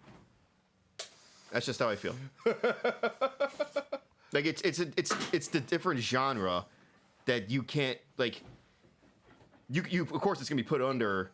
You put it under a certain genre, it's gonna be under a superhero comic book, but you can put it under so many different ones. And to me, that was like the last one that took itself seriously, but at the same time didn't. It had the right amount of humor. You chuckled a little bit, then you were also like just straight into it from the get-go. Gotcha. Chris? I want to say skip, but because I want to hear what Bird had to say, but screw it. Honestly, I can't say it's from the MCU because I'm gonna go with pre-MCU as well for this, which is the. You're a bastard. I said MCU. I said MCU for a reason. I know. You're violating the rules here, Chris. Yeah, well. No. I want to hear MCU. Spider-Man. Which one? All of them. Well, Far From Home or Homecoming. I mean, that's why I said pre-MCU because I'm also counting all the other ones before MCU. Spider-Man 3 was shit, and we know that. Yes, true, but Pop that collar. Spider-Man's. I don't even care about the dancing scene. Eddie Brock was a disgrace. Topher Grace. Hashtag not my Eddie Brock. That was really dumb to cast him. But still. But I mean, current MCU, starting from Iron Man and on. If that's the case, then yes, Spider-Man. Which one? Homecoming or which one would you find better? Homecoming or. I would say Far From Home was better than Homecoming. If you didn't find it hilarious, the fact that Far From Home was casted like 500 miles from his house, Homecoming was like 500 miles from his house, but Far From Home was like down the block. Yeah. From where he lives, which he was like, this is weird. Yeah, pretty much. Essentially. And the only reason I say Spider-Man in general, whether the Homecoming or Far From Home, is because honest to God, what got me into superhero comics was Spider-Man. Spider-Man was my first actual superhero comic I ever read. As much as as much as I obsess about Spawn and I hate Wolverine and Superman, Spider-Man will still always be my first comic I've ever read. Yeah, he's the one that got me into it, so. Chat, that's why. Chat, please jump into the conversation. I want to hear what you guys have to say. I know you're all there. Tyler, I don't know if you're still there. We had like 7 people in chat. Yeah, what's your favorite Marvel movie? I want to hear what you guys say, and I'll bring it up when we're done here. Go ahead, Bird. What you got? Favorite Marvel Cinematic Universe? Black Panther. Why? The soundtrack. Well, that's part of it, actually. I did like the music, and I really liked the direction they took, like the artistry of it. And like I said earlier, I really liked the villain, and I could have done without some of the weirder CGI moments, like the rhinos. But I liked how it played out, and I wasn't a big fan of the fact that they killed off Killmonger, but he'll come back. The way he died fit with the character. He stuck with his convictions, and it wasn't the whole it wasn't a villain gets defeated and changes his mindset. It wasn't the over the top villain who really just doesn't have a mindset. It was this villain who had a mindset and stuck with it to the bitter end, and I liked that. That's awesome. Honestly, that's really good. Yeah, I can agree with that. I'm stuck between 2. I'm not even gonna lie. It's I'm actually stuck between 3. It's Iron Man 1, because I watched that in Bruges, Belgium, so it holds a little like him. It holds a special part in my heart. I was out in the Navy at the time, and someone came back from the ship, and they went, "Hey, did you know that there's an Iron Man movie out?" And I went, "I don't know what the fuck you're talking about." So we went out, a bunch of us, because we were in the middle of the week, and we ended up going. We found a movie theater that opened up at like 10 o'clock in Belgium, and we I went twice. I went one day, then I went the next, and I grabbed a group of my friends, and we walked the mile to the theater that had a bar attached to it. So Best we kind of theater. That's what's up. we were the only people in the theaters both days because it was a Wednesday and a Thursday. Yeah. So nobody's there. So we're sitting down. We walk in. I'm like, okay, let's check. We look up at there's a screen that has pressure plates in every seat that tells you which seat is actually taken. So we're like, oh shit, that's fucking awesome. Yeah. So we go watch the movie, and then there's an intermission right in Iron Man 1, right when he is crawling to get his heart. Mm-hmm. Then to get the other core reactor, there's a 10-minute intermission. No shit. And the bar is open by that time. They know how to sell concessions. Yeah. So we walk out and we go to the bar. We take like 7 shots as fast as we're in the Navy. Fucking 6-7 shots as fast as we can. Smoke a cigarette and go jump back into the theater. And we do this both days. And it was just I watched that twice because my first thought was this is going to be something special. Mm-hmm. Winter Soldier is definitely up there. Okay, Saw that one coming. Winter Soldier was probably one of my favorite because for all the reasons you said. Mm-hmm. It had fantastic character development, fantastic villains from top to bottom. Scarlett Johansson actually put on a performance of a lifetime in that film. Yeah. She was teaching like Captain how to be a spy in that scenario, which he carried on through the other films. Fantastic. There was not a lot of bad things about that. And the last one was Avengers, the first one. Yeah. The first Avengers. The first one is magical. I can't believe we all kind of gloss over it after it was everything. so great after. because I sat in that theater with a bunch of people who never read comics before, full, and I saw the head turn, and I had two thoughts in my head: either A, that's a Skrull because of the chin, because anyone will tell you he has a Skrull chin. I'm like, that's another Super Skrull. But we don't have Fantastic Four, or that's fucking Thanos. And I didn't say a fucking word till I got outside the theater. And I was with my girlfriend at the time, Carolina. Yeah. And she goes, "Who was that?" And I'm like, grabbed her, pulled her in. And I'm like, "That's Thanos." Who's Thanos? I don't have the time to explain this on who, because at that point, we had all these movies and they stopped and we're like, okay, the movies are done, and we Avengers like, oh, it's gonna be great, and it's gonna be the culmination. And as soon as I saw him, my mind exploded because I'm like, no, this is going to go. Because before Avengers, we didn't have like the giant Marvel fucking things where they went, oh, Avengers 1, oh, we've got Civil War, here's our Marvel cinematic timeline. Yeah, no, we didn't have that. Like these movies came out, we were like, oh man, these are great standalone. One and done, pretty much. We watched the movies and then we went and saw another. We saw on a trailer of a different movie that this was coming out, and we're like, holy fuck! So Avengers taught me at that moment that this is gonna keep going. Like, and I'll be honest, my thing that I'm looking forward to is Eternals. Mm-hmm. And if anybody here doesn't know who the Eternals are, which is Bird, and I'm assuming Bullheimer. I've watched a quick Comics Explained video. Okay, fantastic. Chris, even at this point, 50-50? Okay. 50-50. I have an idea, but not full. So I'm not knowledgeable, but I know the basics. So the Eternals are okay. So pretty much, what happened was the universe was exploded and 3 people were made. Mm-hmm. The humans, which had the potential to have either be Kree or mutant or normal, Squandered. which is the squandered one, Yeah. which is nobody. The Celestials, who are pretty much all like Supermen. They all have like they're all basically immortal, but they all have different talents that they get. But they all have like an incredible longevity. We got one with ego, so No, not so much. he was the Dead built- Celestial in nowhere. He was a Celestial, or he was a my bad. My bad. You had my bad.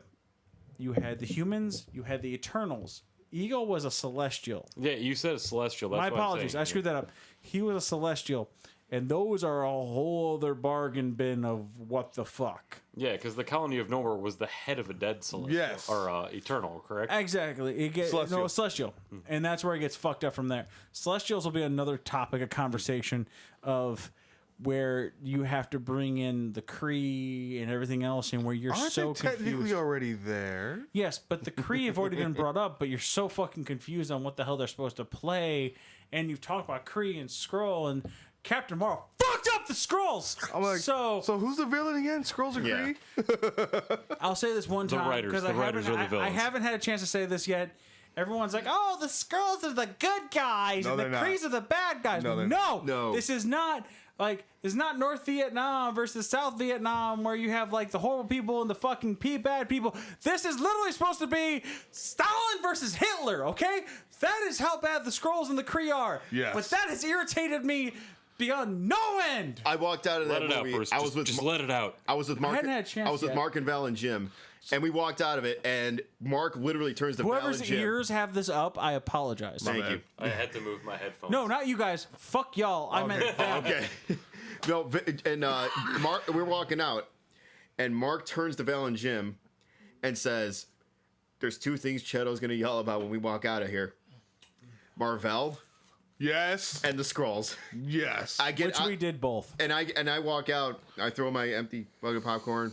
Wasn't Marvel And- supposed to be a giant head in a jar, basically? no, he was supposed to be a dude. No, that Marvel is was Captain Supreme Marvel. Intelligence. Yeah, I got that backwards. That was just supposed to be a dude in general. So- but not the point. Not the point for us to destroy Captain Marvel. But needless to say, I walked out and I said, "Marvel, what the fuck?" And I hear Val go, "Here he goes." And then I said, "Skrulls," and I said, like, "An enjoyable movie, but what the fuck?" I will tell you right now, and I brought this up on the cast. I was living I was laying down in the theater, and I had Kayla to my right, and I'm like, you know what? I can let most of this go. Oh, I watched this happen. I was I right next can to let you. most of this go. I'm holding her hand. I'm like, you know what, honey? I can. We're right next to Endgame. We're ready to go. I can let this all go. And I'm holding her hand, and she's like, "Oh, I don't see him angry." Until and Tuesday. then they went, "We're all refugees." I let go. My reclined seat went down. I rolled up and went, "What the fuck?" This is he's sitting next to me, and I'm like, That's all he said to me. I didn't say a word. I smacked him. I'm like, Essentially, I did the same thing to Jim because Jim was next to me, and I just go like, "Really? He's like, "Oh." Really?" I'm like, I'm up here. I'm watching with you. Wait, so you let go of Jim's hand when this happened? No, Jim let go of my hand because I would have crushed it because I was so pissed. yes, Tyler, I agree. The Skrulls are not good guys. Fuck Captain Marvel. His exact words he just put in there. Nice. But I'll get to your thing in a minute. But like, I mean, we get past that. But seeing Thanos there gave me hope. And then I saw Infinity War, Super and false I lost all hope. and hashtag, I have an entire cast, like a 30-minute rant on why I hate Thanos. At least this It's- Thanos. I have it downloaded on the computer. Getting it back online because we are no longer with the company we were with before is. It would take me a long time to get that all back up. But I talked about Thanos Rising. I talked about Thanos. Thanos is one of my favorite characters. I felt very none. cheated between Like, two bar movies. none. I did not get a Thanos copter, even a little tiny Easter egg of a Thanos copter. I agree with you. Yeah. There could have been one flying in the background with a glove on it, and that would have served me. I mean, Endgame was nothing but a circle jerk of fan service, and you couldn't give me Yes. the chopper. But yeah, which the circle jerk of that fan service was still phenomenal. Yes. like Yeah. literally, Yes, it you was. had the beginning, and just hear Captain America start swearing. Steve, hear Chris Evans start swearing. That's the greatest character development of all time. Language. Fuck you guys. Okay, who in this room has read Secret Empire? To hear Hail Hydra out of Yes. that drop me on the floor Yes. laughing. Oh my God, that was and the I greatest. said Tony needs to hear this Wait a because he minute, huh. hated that. Weren't all three of us at the same movie for that? Endgame? Yeah, we were. We were. We were there. I asked who read Secret Empire. Oh, yeah. Oh. I don't give a shit who saw Endgame. I said who read You know what? Secret Empire. I Going believe back- the answer is everyone saw Endgame. Yes, but who? Well, we were. He's Yeah. never seen Secret Empire or Endgame. Or read Secret Empire. Either one. I haven't read. But during that this was really cast. I just great. downloaded freaking Endgame during this cast. That moment was no really shit. great. I just got it. Like, it's coming back with me. Yo, Hail Hydra. and it was like perfect. Yes. But going back to when he said when he first saw Thanos, the end credit scene for Avengers, when they're sitting there in that secret compound and Loki's sitting there and kind of like goes back to when he's talking to the other and you see Thanos. Edward Selleck. Yeah. Yeah. He was talking to Selleck, and then they went over to. And he shows and he says, something about him. And you kind of see a chair. My dad looks over me and he goes, Thanos. I'm like, I can see, but, well, whatever. We'll have to see. Maybe they're just teasing it. And sure as shit, here comes the end credit scene. You see him stand up. My dad's like, You never saw him stand up. You saw his head, and Avengers.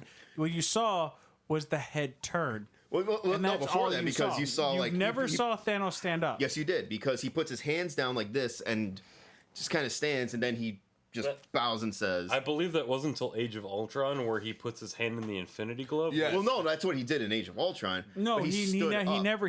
Honest to God, he No, the chair never just turned stood and up. smirked. He literally was turned around because he was talking, and He was turned around, yes. And then all he did was go.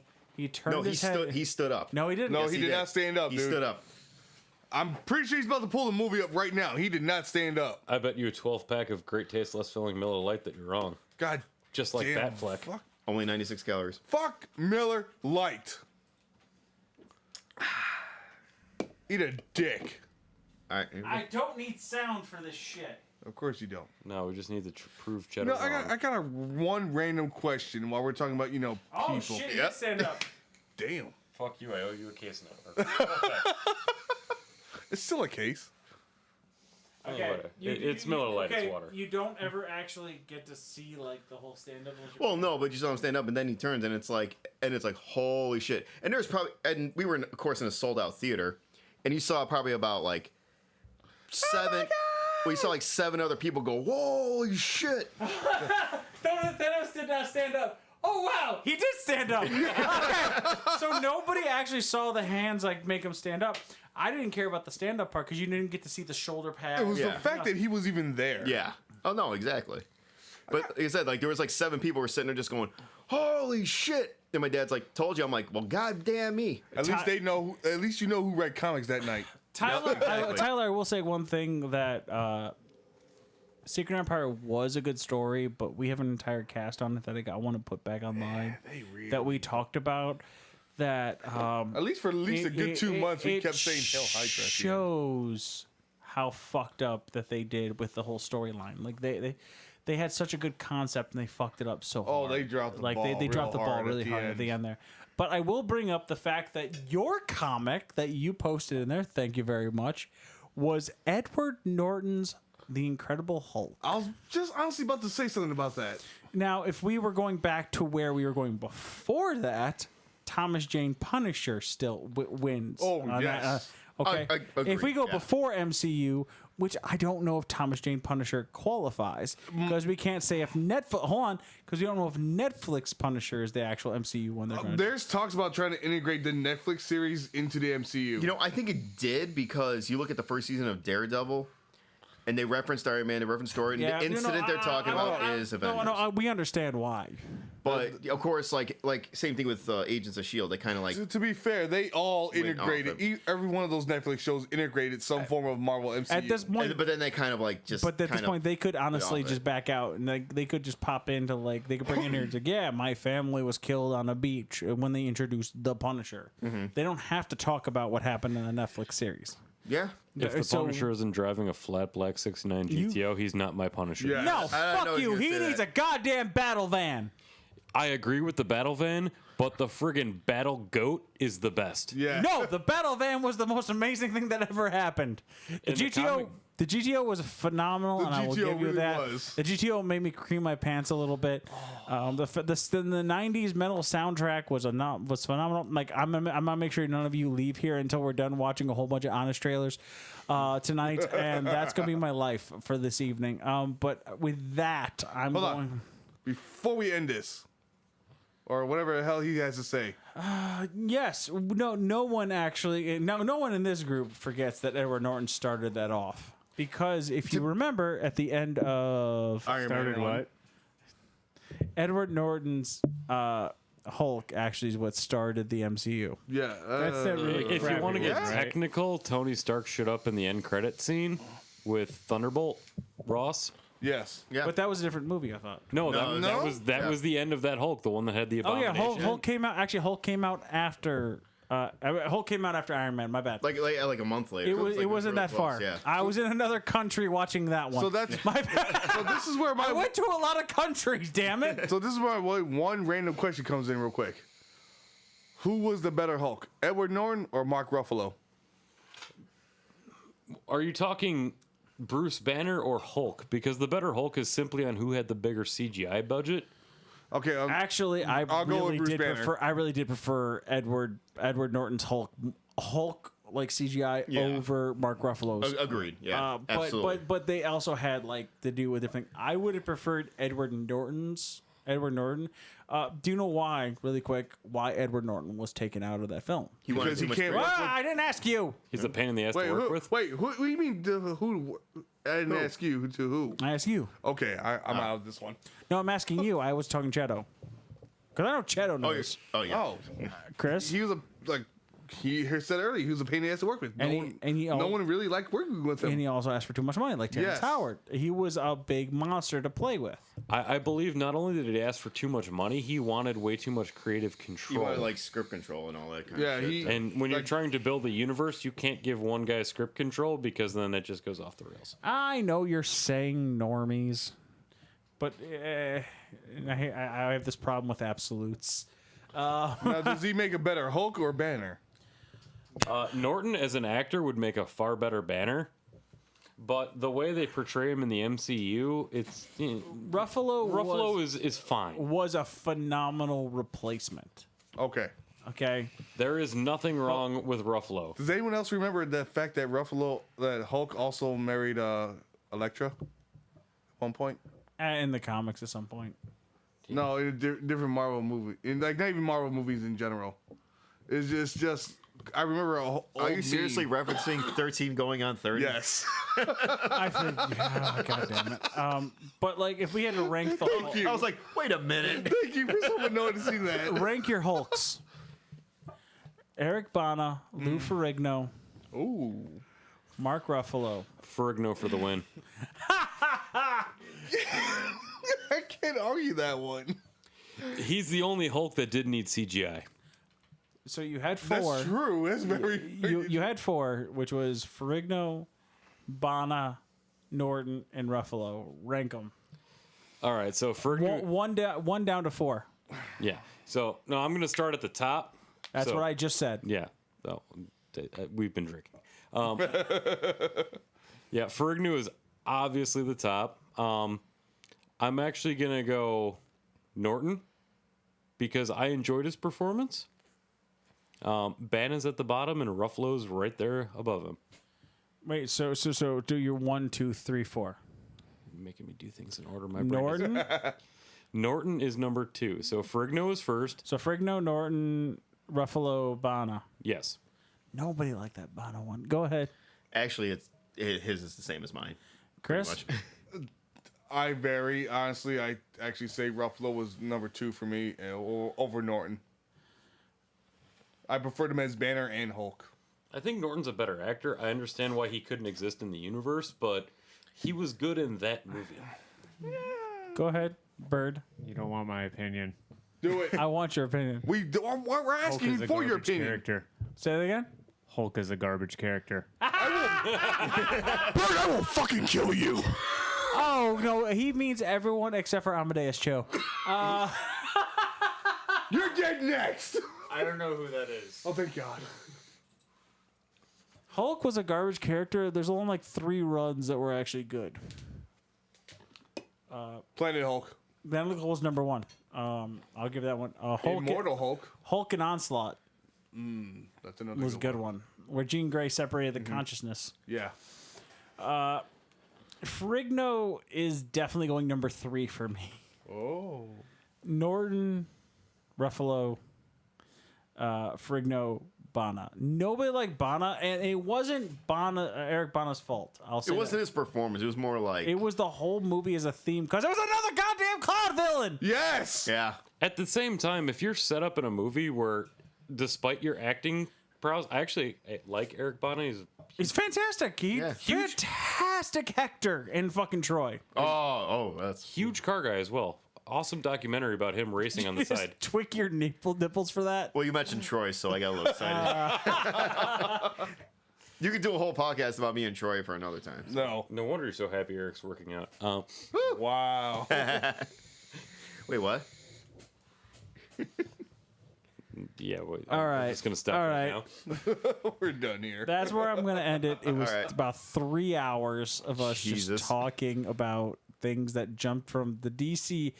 Here's the funny part. We were fantastic when it came to like the DC animated universe. As soon as I said DCEU, it jumped to MCU and really how much we fast. hate It just fell off the It rails. just shows how little we appreciate Cheto's ranting ability, but no one cares because it's such garbage. It's funny because I was going to go on a rant about it, and I ended up talking about other shit. And completely What, forgot. you're talking about Yeah. the DCEU Once again, being garbage? I mean, it is. Oh, no. No. Well, It's our yeah, thing. but- Going off topic. Yeah. All right. Well, I forgot we started this by talking about Hush. It's like it reminds me of our very first podcast. We went about 2 hours. I really well, hold on, no. I did 2 hours on purpose because Yeah. I did know exactly what we were going to do at the first time, Still reminds me of our first podcast. and it fucking went phenomenal. And it was like 2.5 years ago, and I want to keep this going. We're gonna keep going more. If it's not in 2 weeks, it'll be in 3 weeks. 2 weeks, I'll be at a con. So a month. 3 weeks from now, we'll Once do again, it. a month. No, 3 weeks from now, I'll He do says it. 3 weeks. I'm calling a month. Well, just because you won't be here won't matter. I'm not counting myself not being here. I'm just saying a month in general still. All right, so we'll call it off here. I want to thank Bird for being here for the first half, and then the rest of the time on his phone because he didn't know much about the MCU God damn it, Bird. and comics. Cheto, I want to thank you again for coming by and Thank you for- talking thanks Hush for with me having a me. little bit and listening to me, and then sparking off a whole bunch of conversation that, like, honest to God, that I haven't had in a long time. What the fuck just happened on your screen? What the Oh, that's Tyler. God damn it, Tyler. Tyler does that. Tyler's a really great guy. He's part of CFF and a whole bunch of things. He really does support that streamers. Tyler Winter, he's a really nice guy. Yeah. Blheimer will definitely get into a Gundam conversation with you and Wait, Gundam? Yeah. I'm a huge Gundam fan. My nigga. You have not seen my house. I have perfect grades. He does. He has some really cool Gundams and stuff. Fucking awesome. Look at his face. Look at his face. There we go. That's why I said we're finished here. We're gonna have a conversation between Gundams between you, Chris, and myself at some point, and maybe Bird. If Wait, you like Gundams? You have a Gundam. That's why I'm asking. And it's not even built. Of course not. I don't build them. I'm giving it to him to build for me. We've already had this discussion. Shit, I can build that motherfucker for you. I've seen his. I'm good with it. I've been to his house. You just have money to build better. No, I don't have No, he skills. doesn't. I've been building them since I was 7. That's pretty much why I went with them. I got 3 myself. And we'll end this for right here. I'll find a way to try to get this on Podbean. I doubt I will. At 3 fucking hours, I doubt it'll get there. 3 segments. Oh, God damn, it's ridiculous. This is Bruce Warchief Hoover, And Christy Enforcer Vasquez. and we really miss everybody else. Where's my rest of my crew at? Where's my coach? Where's my dwarf? Where's my jolly Nazi? He's in Florida, and the other one's at home. Where's my Gracchus?